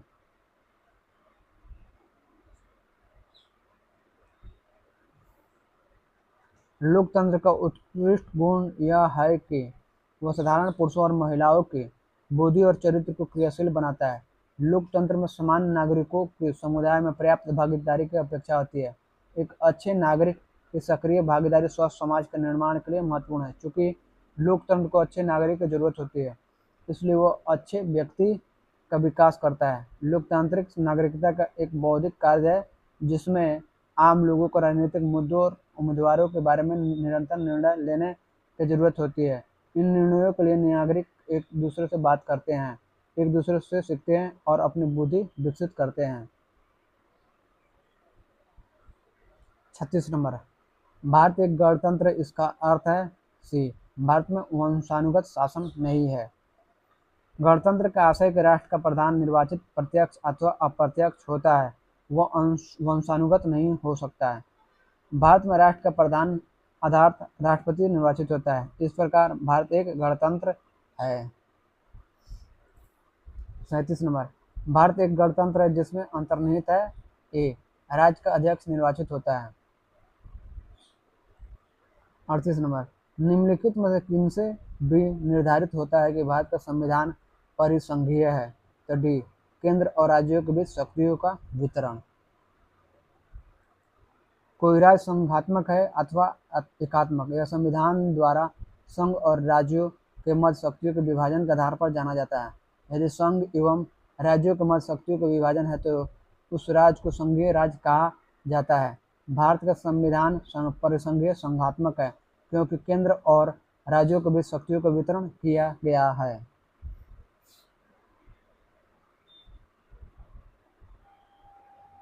39 नंबर, भारतीय संविधान कैसा है। भारतीय संविधान कैसा है? तो डी, अंशतः कठोर और अंशतः लचीला। भारतीय संविधान को कठोर और नम्य का मिश्रण माना जाता है, अतः यह अंशतः कठोर और अंशतः लचीला है। इसके कतिपय उपबंधों को संसद द्वारा साधारण बहुमत से ही संशोधित किया जा सकता है, जबकि कुछ उपबंधों के संशोधन के लिए अनुच्छेद 368 के अधीन 2/3 बहुमत की आवश्यकता होती है। साथ ही कुछ विशिष्ट उपबंधों के संशोधन के लिए संसद का विशेष बहुमत, प्रत्येक सदन में उस सदन के कुल सदस्य संख्या के बहुमत तथा उपस्थित एवं मत देने वाले सदस्यों के कम से कम 2/3 बहुमत के अतिरिक्त आधे से यून राज्यों के विधानमंडलों का अनुसमर्थन भी आवश्यक होता है। 40 नंबर, भारत की संसदीय शासन प्रणाली एवं ब्रिटेन की संसदीय शासन प्रणाली में अंतर का बिंदु निम्नलिखित में से कौन है? बी, न्यायिक समीक्षा। ब्रिटिश संसद एकल संहिताबद्ध लिखित संविधान के अभाव तथा असंहित अनकोडिफाइड संविधान की परंपरा के कारण संप्रभु निकाय है, जबकि भारतीय संसद की शक्तियां एवं कार्यप्रणाली संविधान की सीमाओं के अधीन है, जिसकी विधायी और कार्यकारी कार्रवाइयों की न्यायिक समीक्षा की जा सकती है। 41 नंबर, निम्न कथनों पर विचार कीजिए और अंत में दिए गए कूट से सही उत्तर का चयन कीजिए। कथन ए, भारत के संविधान में एक संघीय प्रणाली का प्रावधान है। कारण आर, उसने एक बहुत शक्तिशाली केंद्र की रचना की है। कूट, राइट आंसर बी सही है। ए और आर दोनों सही है, परंतु आर जो है ए का सही स्पष्टीकरण नहीं है। ए सही है, आर भी सही है, लेकिन आर जो ए का सही स्पष्टीकरण नहीं है। ये जो है गलत है, ये भी गलत है और ये भी गलत है। भारतीय संविधान एक संघीय प्रणाली का प्रावधान करता है क्योंकि केंद्र और राज्यों के मध्य शक्तियों का स्पष्टता विभाजन है, यदि वह यह पूर्ण संघ नहीं है क्योंकि इसके कोई प्रावधान यथा आपात उपवन अवशिष्ट शक्ति या समवर्ती सूची पर संसद की प्रधानता आदि एक शक्तिशाली केंद्र की रचना करते हैं। अतः ए और आर दोनों सही है किंतु कारण और कथन का स्पष्टीकरण नहीं है, किंतु कारण जो है कथन का स्पष्टीकरण नहीं है। 42वां सवाल देखिए, कथन ए, भारत में संघवादिता व्यवहारिक नहीं है। कारण आर, भारत एक संघीय राज्य नहीं है। नीचे दिए गए कूट से सही उत्तर चुनिए। राइट आंसर सी सही है, ए सही है परंतु आर जो है गलत है। ए सही है, आर गलत है। 43 नंबर, भारतीय राज्य व्यवस्था में निम्नलिखित में से कौन सी अनिवार्य विशेषता है जो यह दर्शाती है कि उसका स्वरूप संघीय है। राइट आंसर ए, न्यायपालिका की स्वतंत्रता सुरक्षित है। भारतीय राज्य व्यवस्था के संघीय लक्षणों में प्रमुख है लिखित एवं कठोर संविधान, संविधान की सर्वोच्चता, केंद्र एवं राज्यों में शक्तियों का वितरण, न्यायपालिका की स्वतंत्रता, द्विसदनीय संसद आदि। इनमें से न्यायपालिका की स्वतंत्रता का सुरक्षित होना संघीय प्रणाली का अनिवार्य शर्त है क्योंकि न्यायपालिका के पास ही संविधान की व्याख्या की शक्ति होती है ताकि संघीय संरचना में संविधान के मूलभूत प्रावधानों को केंद्र द्वारा एक पक्षीय रूप से परिवर्तित न किया जा सकते हैं। भारतीय संविधान के तहत केंद्र एवं राज्यों के बीच विवादों के संदर्भ में उच्चतम न्यायालय को आरंभिक अधिकारिता प्राप्त है। ज्ञातव्य है कि भारतीय संसद के उच्च सदन यानी कि राज्यसभा में राज्यों संघटक इकाइयों के निर्वाचित प्रतिनिधि होना भी भारतीय राज्य व्यवस्था के संघीय स्वरूप को दर्शाता है। तथापि न्यायपालिका की स्वतंत्रता के लिखित संविधान के तहत सुरक्षित होने के भी कोई प्रश्नगत विकल्पों में भारतीय राज्य व्यवस्था के संघीय स्वरूप को दर्शाने वाली अनिवार्य विशेषता मानना समुचित उत्तर है। 44 नंबर, निम्न में से कौन एक भारत के संविधान का संघीय लक्षण नहीं है। राइट आंसर सी, एक हरी नागरिकता।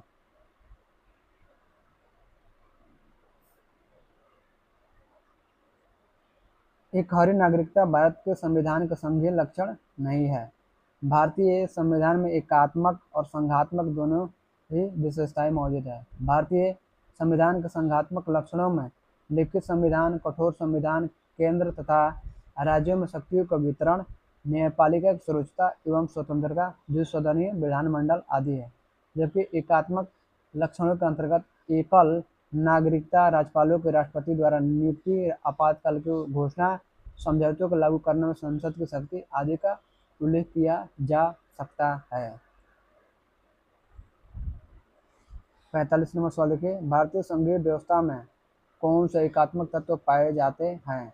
पहला लिखित संविधान, दूसरा कठोर संविधान, तीसरा संविधान की सर्वोच्चता, चौथा राज्यपाल की नियुक्ति, पांचवा शक्तियों का विकेंद्रीकरण, छठा राज्य विधेयकों पर राष्ट्रपति की स्वीकृति, छठा जो है सातवां संवैधानिक संकट, आठवां जो है एक सर्वोच्च न्यायालय। तो इसका जो है क्या होगा, इसको देखते हैं, मिलान करना है।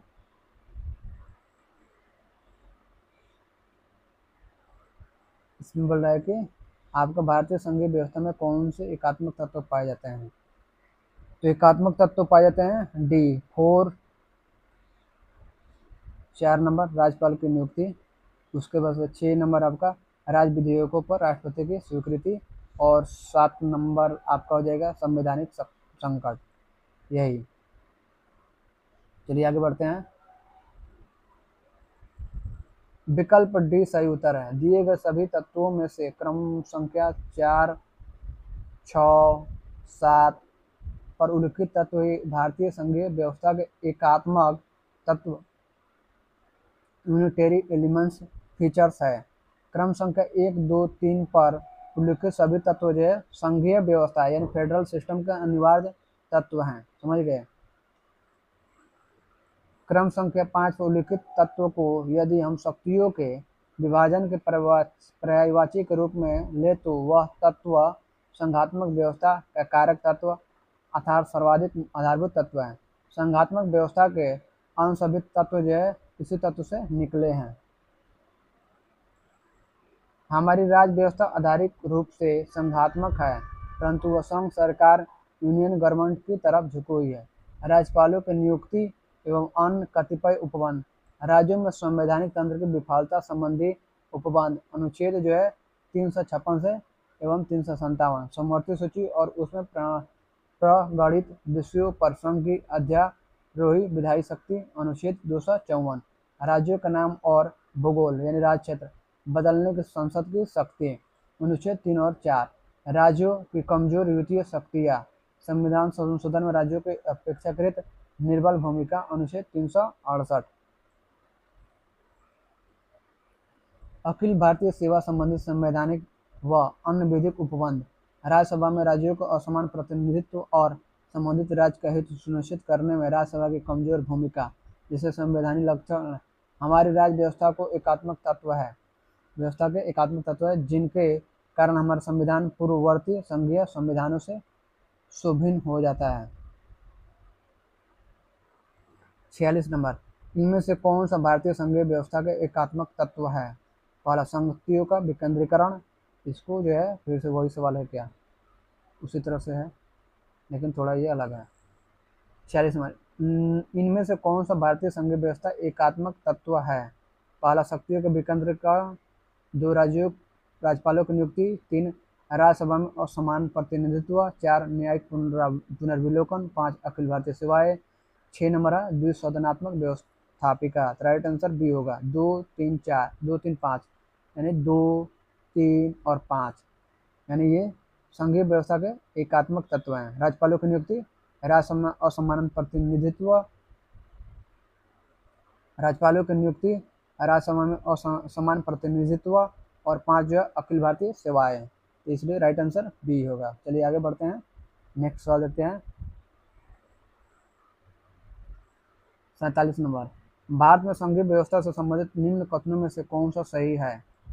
यानी कि भारत में संघीय व्यवस्था से संबंधित निम्न कथनों में से कौन सा सही है? पहला, संविधान शासन की मूलभूत संरचना के लिए एक संघीय व्यवस्था की प्रस्तावना करता है। दूसरा, एकात्मक सुझावों का उसमें सशक्त मिश्रण है। तीसरा, दोनों संघ तथा राज्य विधायिकाएं प्रभुता संपन्न है। 4, विधायिका द्वितीय तथा न्यायिक शक्तियां संघ तथा उसकी इकाइयों के मध्य विभाजित कर दी गई है। नीचे दिए गए कुछ सही उत्तर का चयन कीजिए।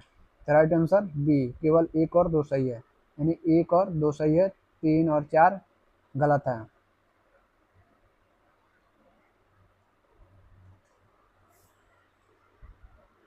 भारतीय संविधान द्वारा शासन की मूल संरचना के लिए संघीय व्यवस्था की प्रस्तावना की गई है, तथापि एकल नागरिकता और केंद्र की राज्यों की तुलना में अधिक शक्तियां इसे एकात्मक सुझाव प्रदान करते हैं। इस प्रकार कथन 1 और 2 सही है, कथन 3 और 4 गलत है, क्योंकि राज्य विधायिकाएं रक्षा एवं वैदेशिक मामलों सहित अन्य संदर्भों में केंद्र से अलग नहीं है और साथ ही यहाँ न्यायिक शक्तियों का सोपानबद्ध क्रम है। संघ एवं राज्यों के मध्य विभाजन नहीं है। 48 में सवाल देखिए, निम्नलिखित विशेषताओं में से केंद्रीय शासन व्यवस्था यूनिटेरी फॉर्म ऑफ गवर्नमेंट के लिए कौन सी सही नहीं है? तो राइट आंसर सी, बड़े देशों के लिए आदर्श। सी, बड़े देशों के लिए आदर्श।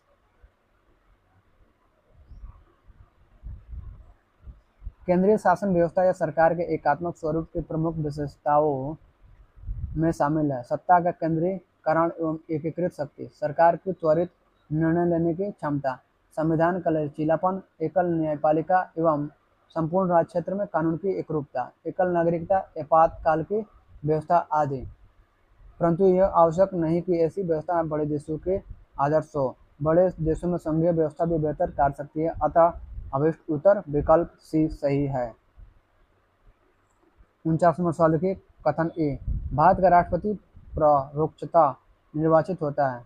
कारण आर, भारत में संसदीय प्रणाली को गणतंत्रवाद के साथ जोड़ा गया है। तो राइट आंसर जो है आपका ए सही है। दोनों ए और आर दोनों मतलब दोनों सही है, दोनों ए और आर सत्य है तथा आर ए का एक मान्य स्पष्टीकरण है, यानी ए और आर दोनों सही है, कथन ए और कारण आर। भारत का राष्ट्रपति जो है परोक्षतः अप्रत्यक्ष रूप से निर्वाचित होता है। भारत की संसदीय प्रणाली को गणतंत्रवाद के साथ जोड़ा गया है, जिसमें कोई अनुवांशिक शासक नहीं होता है तथा राज्य के सभी प्राधिकारी प्रत्यक्ष या अप्रत्यक्ष रूप से जनता द्वारा निर्वाचित होते हैं। इस प्रकार कथन ए तथा कारण आर दोनों सही है और कारण आर इसकी सही व्याख्या प्रस्तुत करता है। 50 नंबर सवाल देखिए, नीचे दो वक्तव्य दिए गए हैं। कथन ए, राजनीतिक दल लोकतंत्र के जीवन रखते हैं। कारण आर, लोग खराब शासन के लिए सामान्यतः राजनीतिक दलों को कोसते हैं। उपर्युक्त के संदर्भ में निम्न में से कौन एक सही है?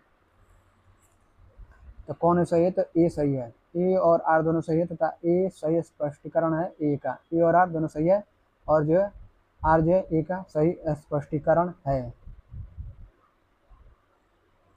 राजनीतिक दलों को लोकतंत्र का जीवन रक्त कहा जाता है क्योंकि राजनीतिक दल लोकतांत्रिक प्रणाली के अंतर्गत चुनाव में भागीदारी, सरकार का निर्माण और नागरिकों में राजनीतिक सहभागिता का प्रशिक्षण एवं अवसर प्रदान करते हैं।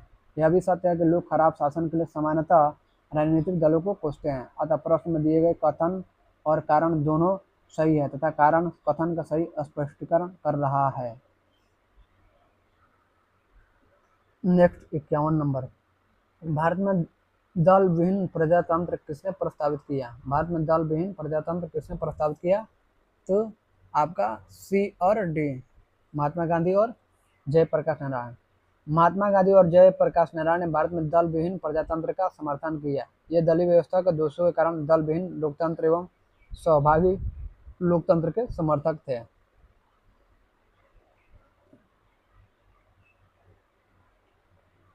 बावन नंबर सवाल देखिए, कथन ए, भारत की संघात्मक संरचना का मुख्य उद्देश्य इसके बहुआयामी विविधताओं में से एक राष्ट्र का निर्माण करना और राष्ट्रीय एकता को संरक्षित करना था। कारण आर, विविधताओं के समंजन से एक सशक्त न कि कमजोर भारतीय राष्ट्रीय का निर्माण हुआ है। तो राइट आंसर बी होगा। ए और आर दोनों आप में सत्य हैं और आर ए की सही व्याख्या है। ए और आर दोनों क्या है? तो सही है।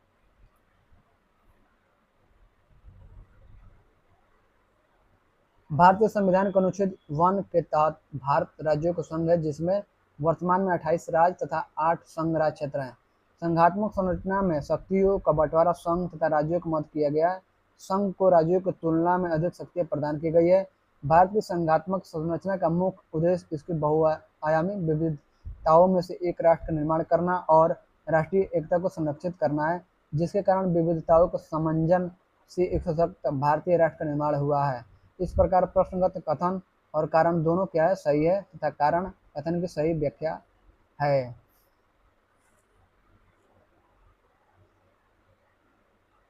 तिरपन नंबर सवाल देखा जाए, नीचे दो कथन दिए गए जिनमें एक को कथन ए और दूसरे को कारण आर कहा गया है। कथन ए, भारतीय राजनीतिक व्यवस्था की प्रकृति में निरंतरता एवं परिवर्तन के तत्व मूर्त रूप से पाए जाते हैं। कारण आर, भारतीय राजनीतिक व्यवस्था में निम्न राजनीतिक कार्यशैलियों जैसे आधुनिक शैली, परंपरागत शैली तथा संत शैली के तत्व समाहित है। नीचे दिए गए कुछ से सही उत्तर चुनिए। तो सही उत्तर चुनना है, तो चलिए हम लोग सही उत्तर चुनते हैं। सही उत्तर चुनना है तो इसमें जो है कथन ए जो है सही है। भारतीय राजनीतिक व्यवस्था की प्रकृति में निरंतरता एवं परिवर्तन का तत्व मूर्त रूप से पाया तो सही है। कारण जो भारतीय राजनीतिक व्यवस्था में निम्न राजनीतिक कार्यशैली जैसे आधुनिक शैली, परंपरागत शैली तथा संत शैली के तत्व समाहित है। कुछ से सही उत्तर चुना है तो सही दोनों का दोनों सही है और आर जो है ए की सही व्याख्या करते हैं, तो इसलिए राइट आंसर ए होगा। ए और आर दोनों सही है तथा आर जो है ए की सही व्याख्या करता है। चलिए आगे बढ़ते हैं। भारतीय राजनीतिक व्यवस्था की प्रकृति में मौर्य काल से लेकर आधुनिक युग तक के अपने विशिष्ट तत्व मूर्त रूप से आज भी विद्यमान है। इसमें एक और प्राचीन भारतीय राजनीतिक संस्कृति की निरंतरता दिखाई देती है, तो दूसरी ओर आधुनिक लोकतांत्रिक संवैधानिक संस्थाओं के माध्यम से परिवर्तन में स्पष्ट परिलक्षित होता है। यद्यपि विभिन्न युगों एवं काल से निरंतर एवं परिवर्तनशील भारतीय राजनीतिक व्यवस्था में आधुनिक शैली, परंपरागत शैली एवं संत शैली के तत्व समाहित हैं। ब्रिटिश विद्वान W.H. मॉरिस जोन्स ने भारतीय राजनीतिक व्यवस्था के लिए 3 शैलियाँ मॉडर्न, ट्रेडिशनल एवं सेंटली बताई है। स्पष्ट है कि कथन ए एवं कारण आर दोनों सत्य तथा कारण कथन की पुष्टि करता है। 54 नंबर सवाल देखिए, कथन ए, महिलाएं, दलित, निर्धन एवं अल्पसंख्यक समूह भारत में लोकतंत्र के सबसे बड़े दावेदार हैं। कारण आर, भारत में लोकतंत्र अधिक आत्मसम्मान की कामना का वाहक बनकर उभरा है। तो आपका दोनों का दोनों सही है, ए और आर दोनों सही है, समझ गए। दोनों ए और आर सत्य तथा आर ए का एक मान्य स्पष्टीकरण है। महिलाएं, दलित, निर्धन तथा अल्पसंख्यक समूह भारत में लोकतंत्र के सबसे बड़े दावेदार हैं, क्योंकि लोकतंत्र उनके व्यक्तिगत अधिकारों की रक्षा, उनके आत्मसम्मान तथा गरिमा को बढ़ाता है। इस प्रकार कथन ए तथा कारण आर दोनों सही है तथा कारण आर इसकी सही व्याख्या भी करता है। 55 भारतीय संविधान के बृहद होने के कारण है। तो बृहद होने के कारण है क्या, तो इसमें आंसर नहीं दिया गया। चलिए आगे देखते हैं बृहद होने के कारण क्या है, देखते हैं। भारत का संविधान विश्व के संप्रभु देशों में सबसे विस्तृत लिखित संविधान है। इसके बृहद होने का कोई एक कारण नहीं है, बल्कि उपयुक्त सभी कारणों तो संविधान का स्वरूप बृहदाकार हो गया है। अतः सभी विकल्पों में कोई एक सत्य नहीं है, बल्कि सभी सत्य हैं। 56 नंबर सवाल देखिए, निम्नलिखित में से कौन सा कथन सत्य है। राइट आंसर ए, संयुक्त राज्य अमेरिका में सरकार की संघीय प्रणाली है। अमेरिका के संविधान में संघीय प्रणाली का स्पष्ट उल्लेख है। भारत के संविधान में भारत को राज्यों को संघ बताया गया है, किंतु संविधान के कतिपय प्रावधान राज्यों की अपेक्षा केंद्र को ज़्यादा शक्तिशाली बनाने पर जोर देते हैं। इससे कुछ विद्वान भारत के संविधान को संघात्मक एवं एकात्मक प्रणालियों का मिश्रण मानते हैं, किंतु भारतीय संविधान एकात्मक प्रणाली का लक्ष्य लिए हुए मूल रूप से संघीय संविधान है। ऐसा मानना ज़्यादा उचित है। 57 नंबर, निम्नलिखित में कौन एक भारतीय संघ राज पद्धति की विशेषता नहीं है। तो राइट आंसर डी, एक या संघबद्ध होने वाली इकाइयों के बीच एक सहमति का परिणाम है, तो इसकी विशेषता नहीं है। भारत में स्वतंत्र न्यायपालिका सही है, आपका नहीं है दूसरा, यानी गलत डी नंबर है। दूसरा भी सही है, केंद्र और राज्यों के बीच शक्तियों का स्पष्ट विभाजन किया गया, सही है। सी नंबर, संघबद्ध होने वाली इकाइयों को राज्यसभा में असमान प्रतिनिधित्व दिया गया है, तो ये भी सही है। ये वाला डी नंबर सही नहीं है, यहाँ पर बोला कि सही नहीं है, राजनीतिक विशेषता नहीं है, तो ये वाला विशेषता नहीं है, तो राइट आंसर आपका डी है। चलिए हम लोग आगे बढ़ते हैं। भारतीय संघ राजपत्रित विशेषताओं में निम्नलिखित संविधान का होना, संविधान की सर्वोच्चता, शक्तियों के विभाजन, स्वतंत्र न्यायपालिका, द्विसदनीय विधायिका, राज्यों का राज्यसभा में असमान प्रतिनिधित्व, द्विस्तरीय सरकार आदि शामिल है। जबकि भारतीय संघ की स्थापना संघबद्ध होने वाली इकाइयों के बीच किसी सहमति या समझौते द्वारा नहीं हुई है, तथा भारतीय संघ से राज्यों इकाइयों को अलग होने का अधिकार नहीं है। भारतीय संविधान का अनुच्छेद 1 में उल्लिखित है कि इंडिया अर्थात भारत राज्यों का संघ होगा। India that is Bharat shall be a union of states. अतः विकल्प डी, भारतीय संघ राज पद्धति की विशेषता नहीं है, यह अमेरिकी संघवाद की विशेषता है। 58 नंबर, नीचे दो कथन दिए गए हैं, जिनमें एक को कथन ए और दूसरे को कारण आर कहा गया। कथन ए, भारतीय संघात्मक व्यवस्था को अर्ध संघात्मक कहा जाता है। कारण आर, भारत में एक स्वतंत्र न्यायपालिका है जिसे न्यायिक पुनर्निरीक्षण का अधिकार है। तो देखते हैं और अगला ऑप्शन देखते हैं, सी और डी नंबर क्या दिया गया है।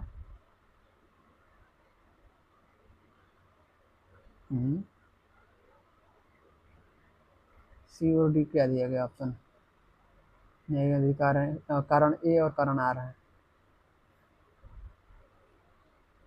नीचे दिए गए कूट से सही उत्तर का चयन करना है, तो राइट आंसर बी सही है। ए और आर दोनों सही है, परंतु आर ए की सही व्याख्या नहीं करता है।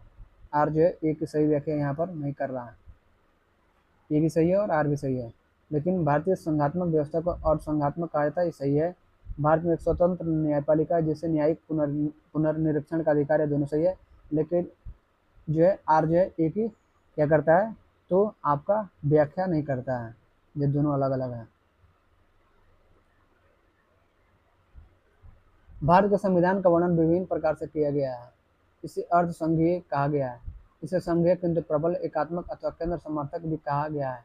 संरचना में संघीय संघात्मक किंतु भावना में एकात्मक, सामान्य स्थिति में संघीय किंतु आपात स्थिति आदि के दौरान पूर्णतः एकात्मक रूप में परिवर्तित हो जाने के इसके गुण के कारण इसे अर्ध संघात्मक कहा जाता है। भारतीय संविधान में स्वतंत्र न्यायपालिका प्रावधान है तथा सर्वोच्च न्यायालय एवं उच्च न्यायालयों को न्यायिक पुनर्निरीक्षण की शक्ति प्राप्त है।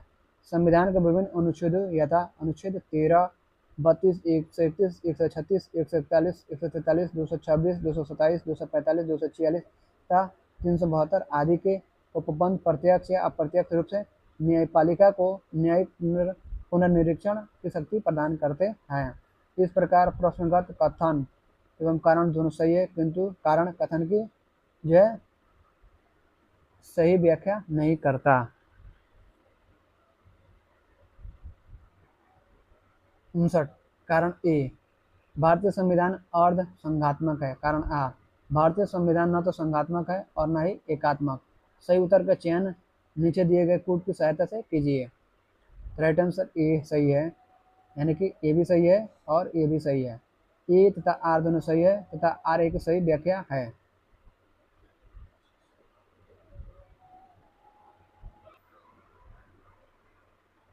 भारत का संविधान यह है, भारत के संविधान का वर्णन विभिन्न प्रकार से किया गया है। इसे अर्ध संघीय कहा गया है, इसे संघीय संघात्मक किंतु प्रबल एकात्मक अथवा केंद्र समर्थक भी कहा गया है। इसे संरचना में संघीय किंतु भावना में एकात्मक, सामान्य स्थिति में संघीय किंतु आपात स्थिति आदि के दौरान पूर्णतः एकात्मक रूप में परिवर्तित किया जा सकने वाला कहा गया है। भारतीय संविधान मूलतः बेसिकली संघात्मक है, परंतु उसमें केंद्रीकरण की प्रवृत्ति प्रबल है। इस मत का समर्थन संविधानविद दुर्गा दास बसु भी करते हैं। वस्तुतः भारतीय संविधान न तो पूर्णतः संघात्मक है और न ही पूर्णतः एकात्मक, बल्कि दोनों का मिश्रण है और इसी कारण इसे अर्ध संघात्मक कहा गया है। 60 नंबर सवाल देखिए, भारतीय संविधान की प्रकृति क्या है? तो राइट आंसर डी, प्रकृति में संघीय किंतु भावना में एकात्मक है। 61 नंबर सवाल देखिए, भारतीय संघवाद को सहकारी संघवाद किसने कहा है? तो ए जी ऑस्टिन ने कहा है। भारतीय संविधान की प्रकृति संघात्मक है या एकात्मक, इसके संबंध में विद्वानों में मतभेद है। कुछ विद्वान इसे संघात्मक संविधान की संज्ञा देते हैं, जबकि कुछ विद्वान इसे एकात्मक संविधान मानते हैं। जी ऑस्टिन के अनुसार भारत का संविधान सहकारी संघात्मक संविधान है, जबकि केसी हुयर के अनुसार भारत का संविधान अर्ध संघात्मक है। 62 नंबर सवाल देखिए, निम्नलिखित में से किस आलोचक ने भारतीय शासन व्यवस्था के लिए अर्ध संघात्मक यानी क्वेसी फेडरल शब्द का प्रयोग किया? तो सी केसी हुयर।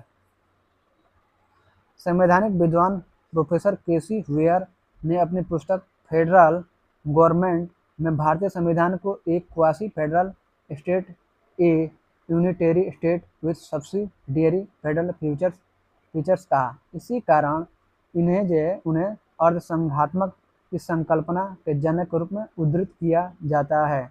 क्वासी फेडरल यानी अर्धसंघात्मक का आशय ऐसा संविधान है जिसमें संघीय और एकात्मक दोनों तत्व विद्यमान हो, परंतु केंद्र को अपेक्षाकृत अधिक शक्तियां प्राप्त हो। 63 नंबर, किसने कहा था भारत अर्धसंघात्मक राज्य है? Right answer D KC Wheare. 64 number देखिए, सूची 1 को सूची 2 से सम्मिलित कीजिए और सूचियों के नीचे दिए गए कूट का प्रयोग कर सही उत्तर चुनिए। अब तक जो है इतने सवालों में पहला जो सूची 1 और सूची 2 मिलाने वाला आया है। सहकारी संघवाद, सौदेबाजी संघवाद, अगला क्या क्या दिया गया उसको देखते हैं। अर्ध संघवाद और डी केंद्रीकरण की प्रवृत्ति वाला संघवाद, तो है इसको मिलान करना है। सहकारी संघवाद का जो है ना 4 हो जाएगा, 4 नंबर जो ऑप्शन दिया गया ग्रेनविल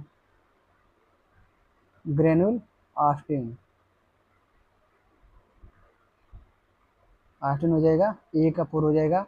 बी सौदेबाजी का हो जाएगा, आपका हो जाएगा सौदेबाजी का, लिख लीजिएगा कि मॉरिस हो जाएगा। तो बी का 3 हो जाएगा, बी का 3, समझ गए। तो ए का 4, बी का 3, समझ गए। तो मॉरिस जॉन था, बी का 3 था, यानी बी का 3, ए का 4 था, ग्रेनविल ऑस्टिन। अर्ध संघवाद का हो जाएगा आपका केसी हुयर, और आपका एक हो जाएगा कौन सा ये किधर गया, ये सौदेबाजी संघवाद का एक हो जाएगा आपका ये वाला आइवर जेनिंग्स, समझ गए। इस तरह से आपका आंसर हो जाएगा सी हो जाएगा, समझ गए। सी 4 3 1 2, ए का 4, बी का 3, सी का 1 और डी का 2। अगर यहाँ पर देख लेते हैं, भारत की संघीय व्यवस्था के संदर्भ में प्रश्नगत सूचियों का सही सम्मेलन इस प्रकार है, सूची 1 और सूची 2।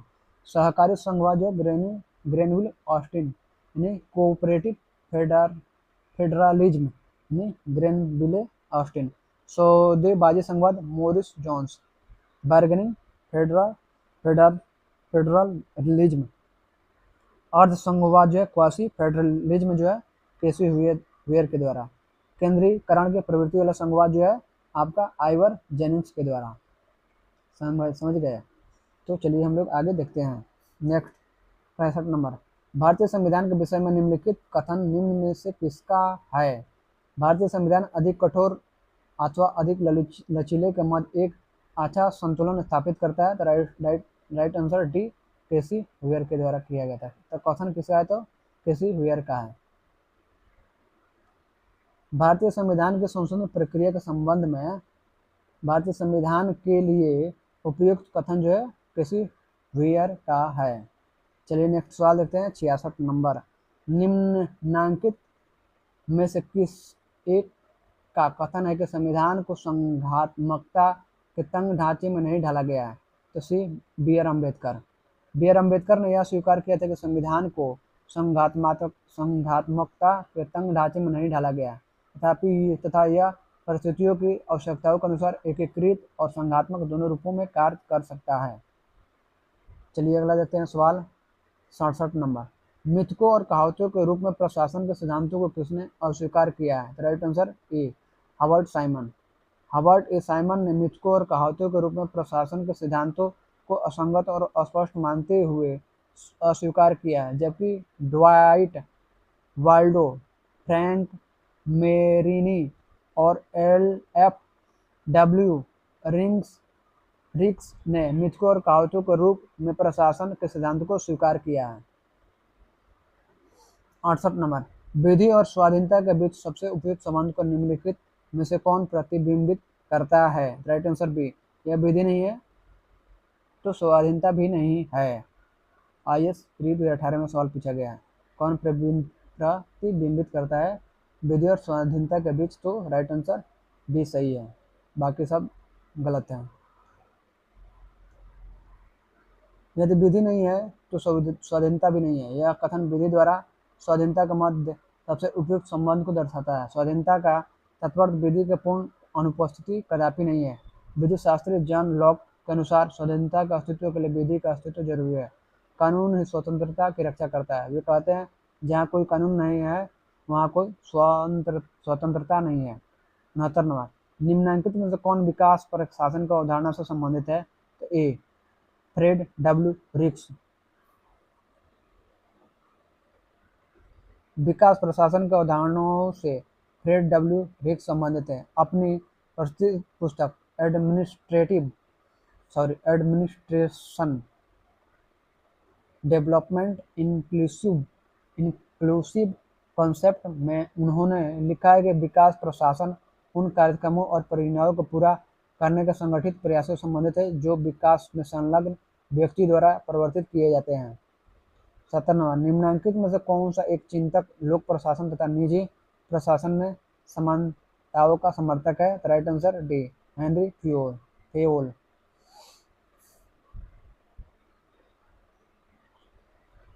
प्रसिद्ध प्रशासनिक चिंतक हेनरी फेयोल ने लोक प्रशासन तथा निजी प्रशासन में समानता का समर्थन किया है। इनके अनुसार अब हमारे सामने अनेक प्रकार के प्रशासन विज्ञान नहीं है, अपितु केवल एक ही प्रशासन है जिसे सार्वजनिक और निजी मामलों में समान रूप से उपयोग में लाया जा सकता है। 71 नंबर, यदि हमारी सभ्यता विफल होती है तो यह मुक्त प्रशासन के ध्वस्त होने के कारण होगा। यह कथन दिया गया है सी W.B. डॉनहम द्वारा। W.B. डॉनहम ने कहा था, यदि हमारी सभ्यता असफल होती है तो ऐसा मुक्त प्रशासन के पतन के कारण होगा। 72, गणतंत्रीय अवधारणा से संबंधित निम्नलिखित में से कौन एक नहीं है? तो सी स्रोत शक्ति एक राजा के समान एक ही व्यक्ति में निहित हो। प्रश्नगत विकल्पों में विकल्प सी गणतंत्रीय अवधारणा से संबंधित नहीं है, जबकि अन्य विकल्पों में प्रस्तुत तथ्य गणतंत्रीय अवधारणा या निर्वाचित लोकतंत्रीय प्रणाली के ही प्रारूप हैं। 73 नंबर, निम्नलिखित में से किनको विधि के शासन के प्रमुख लक्षणों के रूप में माना जाएगा? पहला, शक्तियों का परिसीमन। 2, विधि के समक्ष समता। 3 नंबर, सरकार के प्रति जन उत्तरदायित्व। 4 नंबर, स्वतंत्रता और नागरिक अधिकार। नीचे दिए गए कूट का प्रयोग कर सही उत्तर चुनिए। राइट आंसर सी सही है।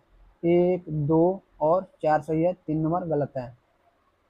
विधि के शासन के प्रमुख लक्षणों के रूप में माना जाएगा तो शक्तियों के परिसीमन, विधि के समक्ष समता और स्वतंत्रता और नागरिक अधिकार। ये वाला 3 नंबर गलत है। तो राइट आंसर आपका सही उत्तर है 1, 2 और 4। प्रोफेसर डाइसी ने 1885 ईस्वी में अपनी पुस्तक द लॉ ऑफ कॉन्स्टिट्यूशन में विधि के शासन के निम्न 3 लक्षण दिए हैं। पहला, विधि की सर्वोपरिता। इसका तात्पर्य है कि विधि सर्वोच्च है तथा राज्य की या व्यक्ति के स्वेच्छाचारिता का अभाव होना, अतः किसी भी व्यक्ति को केवल विधि के उल्लंघन हेतु दंडित किया जा सकता है, अन्य किसी हेतु नहीं। स्वेच्छाचारिता का अभाव शक्तियों के परिसीमन के रूप में प्रतिबिंबित होता है। दूसरा, विधि का समक्ष समता, अर्थात विधि के लिए सभी समान है और कोई भी विधि से ऊपर नहीं है।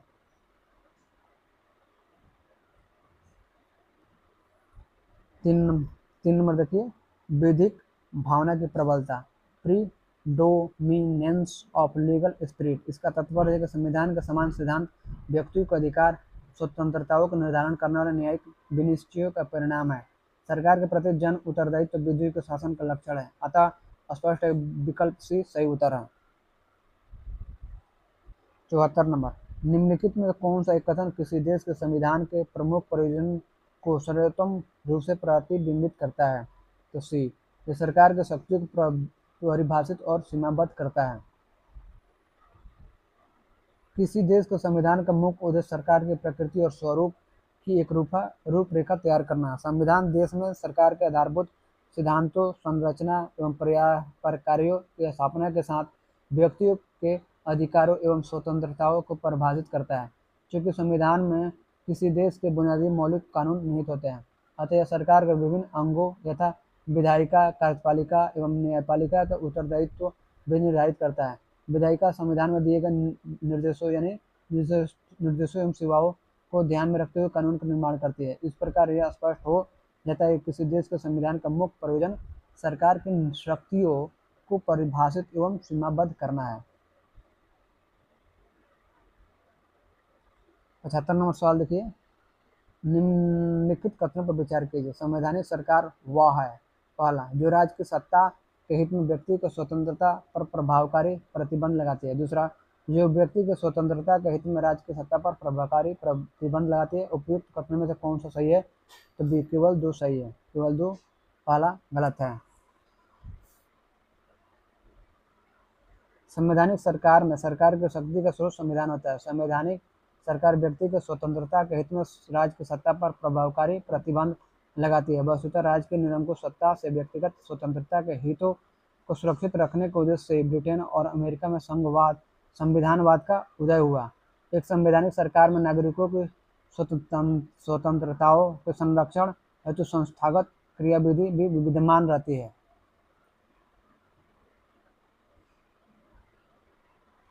76 नंबर, परिभाषा से संवैधानिक सरकार का अर्थ है डी, सीमित सरकार।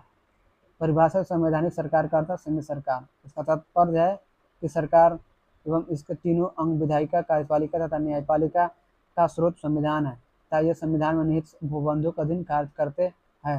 संविधान सरकार द्वारा अपने नागरिकों पर लागू किए जाने वाले कानूनों और नीतियों पर कुछ सीमाएं लगाता है। ये सीमाएं इस रूप में मौलिक होती है कि सरकार कभी उसका उल्लंघन नहीं कर सकती।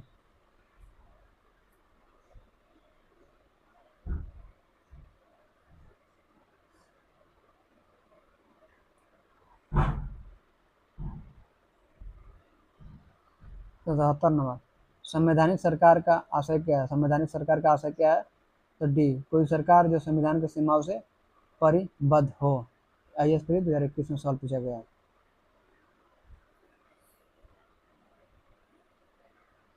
संवैधानिक सरकार से आशय ऐसी सरकार से जो संविधान की सीमाओं से परिबद्ध हो। संवैधानिक सरकार की शक्तियां संविधान के तहत परिसीमित होती है तथा सरकार अपने प्राधिकार या शक्तियों के प्रयोग में संविधान की मौलिक संरचना का उल्लंघन नहीं कर सकते।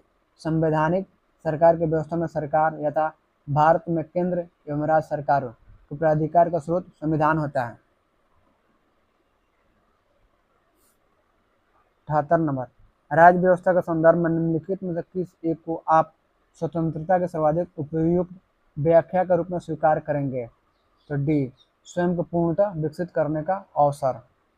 IAS प्री 2019 में। राज्य व्यवस्था के संदर्भ में स्वतंत्रता का अर्थ व्यक्ति पर बाहरी प्रतिबंधों के अभाव के साथ व्यक्ति के आत्म अभिव्यक्ति की योग्यता का विस्तार करना और उसके अंदर की संभावनाओं को विकसित करना है।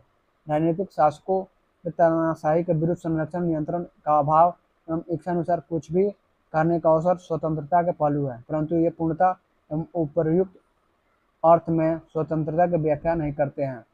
वस्तुतः किसी व्यक्ति के स्वतंत्रता की सीमा पर उस समय प्रतिबंध लगाना अनिवार्य हो जाता है जब वह दूसरों की स्वतंत्रता को बाधित करने लगते हैं। नियंत्रण का अभाव एवं इच्छानुसार कुछ भी करने का अवसर के अंतर्गत किए गए कार्य यदि दूसरों पर असर डालते हैं तो इनसे बाकी लोग प्रभावित होते हैं, तो उनकी स्वतंत्रता पर प्रतिबंध लगाए जा सकते हैं।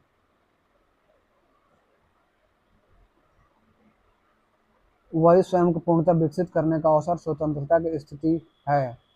वह स्थिति है जिसमें लोग अपनी रचनात्मकता और क्षमताओं का विकास करते हैं। इस अर्थ में स्वतंत्रता व्यक्ति की रचनाशीलता, संवेदनशीलता और क्षमताओं के भरपूर विकास को बढ़ावा देती है। यह विकास खेल, विज्ञान, कला, संगीत या अन्वेषण जैसी किसी भी क्षेत्र में हो सकता है। 79, समाज में समानता के होने का एक निहितार्थ यह है कि उसमें ए विशेषाधिकारों का अभाव है। IAS pre 2017। समानता का एक समान अर्थ यह हुआ कि रंग, नस्ल, धर्म, जाति, लिंग आदि के आधार पर किसी व्यक्ति के साथ भेदभाव नहीं किया जा सकता और किसी व्यक्ति को विशेषाधिकार नहीं दिया जा सकता। तो समाज में समानता के होने का अर्थ एक निहितार्थ यह है कि उसमें विशेषाधिकारों का अभाव है। 80 नंबर, भारत एवं अमेरिका के राजनीतिक व्यवस्थाओं के बीच निम्नलिखित में से कौन सी विशेषताएं समान है? पहला, अवशिष्ट शक्तियां केंद्र के पास है। दूसरा, अवशिष्ट शक्तियां राज्यों के पास है। तीसरा, राष्ट्रपति के पास वीटो शक्ति है। राष्ट्रपति के पास पॉकेट वीटो की शक्ति है। 4 नंबर, उस सदन में कुछ मनोनीत सदस्य होते हैं। केवल 3 सही है। विशेषताएं समान है, राष्ट्रपति के पास पॉकेट वीटो की शक्ति है। 3 नंबर सही है, बाकी सब। चलिए आगे बढ़ते हैं।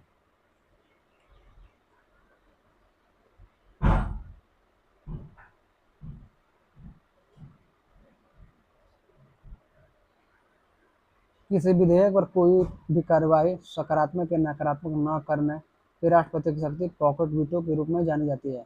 भारतीय राष्ट्रपति तथा अमेरिकी राष्ट्रपति दोनों ही पॉकेट वीटो की शक्ति रखते हैं, जबकि अमेरिकी राष्ट्रपति की यह शक्ति भारतीय राष्ट्रपति की इस शक्ति के सापेक्ष छोटी है, क्योंकि उसे अमेरिकी कांग्रेस के सत्ता में रहने पर विधेयक पर कोई कार्यवाही न किए जाने की स्थिति में 10 दिन यानी रविवार छोड़कर विधेयक को वापस करना होता है, अन्यथा वह स्वतः कानून बन जाता है।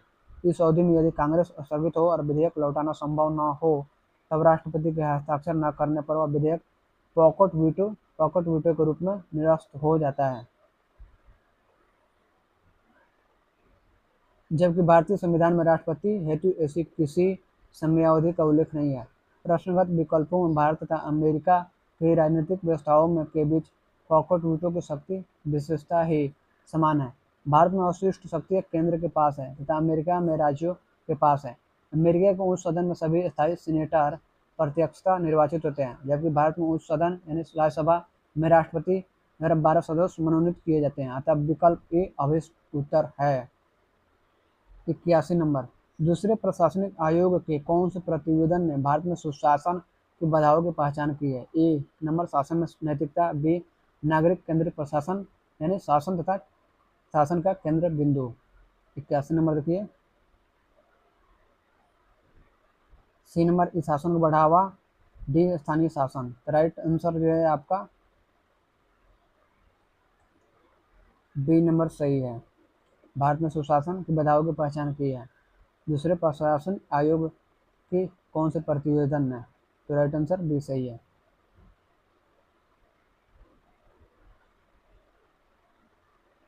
द्वितीय प्रशासनिक सुधार आयोग यानी सेकंड एआरसी के प्रतिवेदन संख्या 12, नागरिक केंद्रित प्रशासन, शासन का केंद्र बिंदु, citizen centric administration, the heart of governance में भारत के सुशासन की बाधाओं की पहचान की गई है तथा सुशासन के लिए आवश्यक पूर्व शर्तों का उल्लेख है।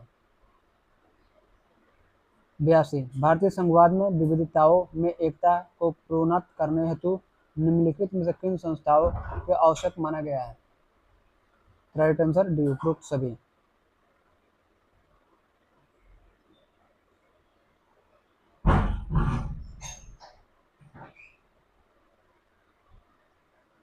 उपरोक्त सभी सही है।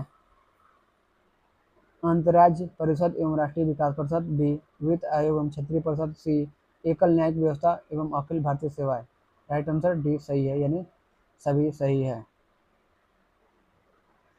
भारतीय संघवाद में विविधताओं में एकता को प्रोन्नत करने हेतु उपरोक्त सभी संस्थाओं को आवश्यक माना गया है। अंतर्राज्य परिषद तथा राष्ट्रीय विकास परिषद, वित्त आयोग एवं क्षेत्रीय परिषद, एकल न्यायिक व्यवस्था एवं अखिल भारतीय सेवाएं भारतीय संघवाद में विविधताओं में एकता प्रोत्साहित करते हैं, जिससे संघ और राज्य आपस में जुड़े रहते हैं।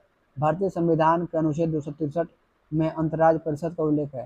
राज्यों के आपस में अथवा संघ के विवाद की स्थिति में राष्ट्रपति द्वारा अंतर्राज्य परिषद का गठन किया जाता है। योजनाओं के निर्माण में राज्यों की भागीदारी के लिए राष्ट्रीय विकास परिषद की स्थापना की जाती है, जिसके अध्यक्ष प्रधानमंत्री तथा सदस्य राज्यों के मुख्यमंत्री होते हैं। संघ और राज्यों के बीच करों के शुद्ध आगमों के वितरण तथा भारत की संचित निधि में से राज्यों के राजस्व में सहायता अनुदान को शासित करने आदि के लिए अनुच्छेद 280 के तहत राष्ट्रपति द्वारा वित्त आयोग की स्थापना की जाती है। केंद्र और राज्यों के बीच तथा राज्यों के आपसी मतभेदों को स्वतंत्र एवं निष्पक्ष विचार विमर्श के माध्यम से सुलझाने के लिए क्षेत्रीय परिषदों की स्थापना की जाती है। भारत में एकल न्यायिक व्यवस्था को अपनाया गया है, जिसमें उच्चतम न्यायालय सर्वोच्च है और इसके द्वारा दिया गया निर्णय सर्वमान्य एवं अंतिम होता है। अनुच्छेद 312 में अखिल भारतीय सेवाओं का उल्लेख किया गया है, जो संघ और राज्य दोनों के लिए है।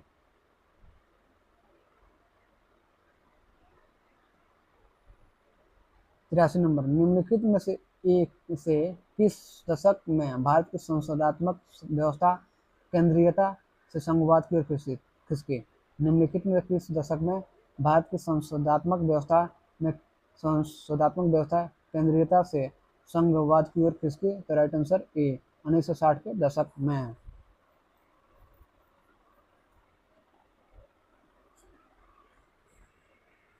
जबकि 1950 के दशक के उत्तरार्ध से ही विशेषकर 1957 में केरल में गैर कांग्रेसी कम्युनिस्ट सरकार के गठन से देश में विभिन्न राज्यों में विपक्ष का उभार होने लगा था और कुछ राज्य कांग्रेस के हाथ से निकल भी गए थे, परंतु वास्तव में भारत में संसदात्मक व्यवस्था केंद्रीयता से संघवाद की ओर 1960 के दशक यानी विशेषकर 1967 के चुनावों के बाद में खिसकी, जबकि अनेक राज्यों में कांग्रेस पार्टी का बहुमत नहीं रहा। इसी के साथ ये यहाँ तक समाप्त हुआ। कल जो है नेक्स्ट क्लास में हम लोग पढ़ेंगे राष्ट्रीय प्रतीक के बारे में पढ़ेंगे। तो देख लीजिए राष्ट्रीय प्रतीक के बारे में।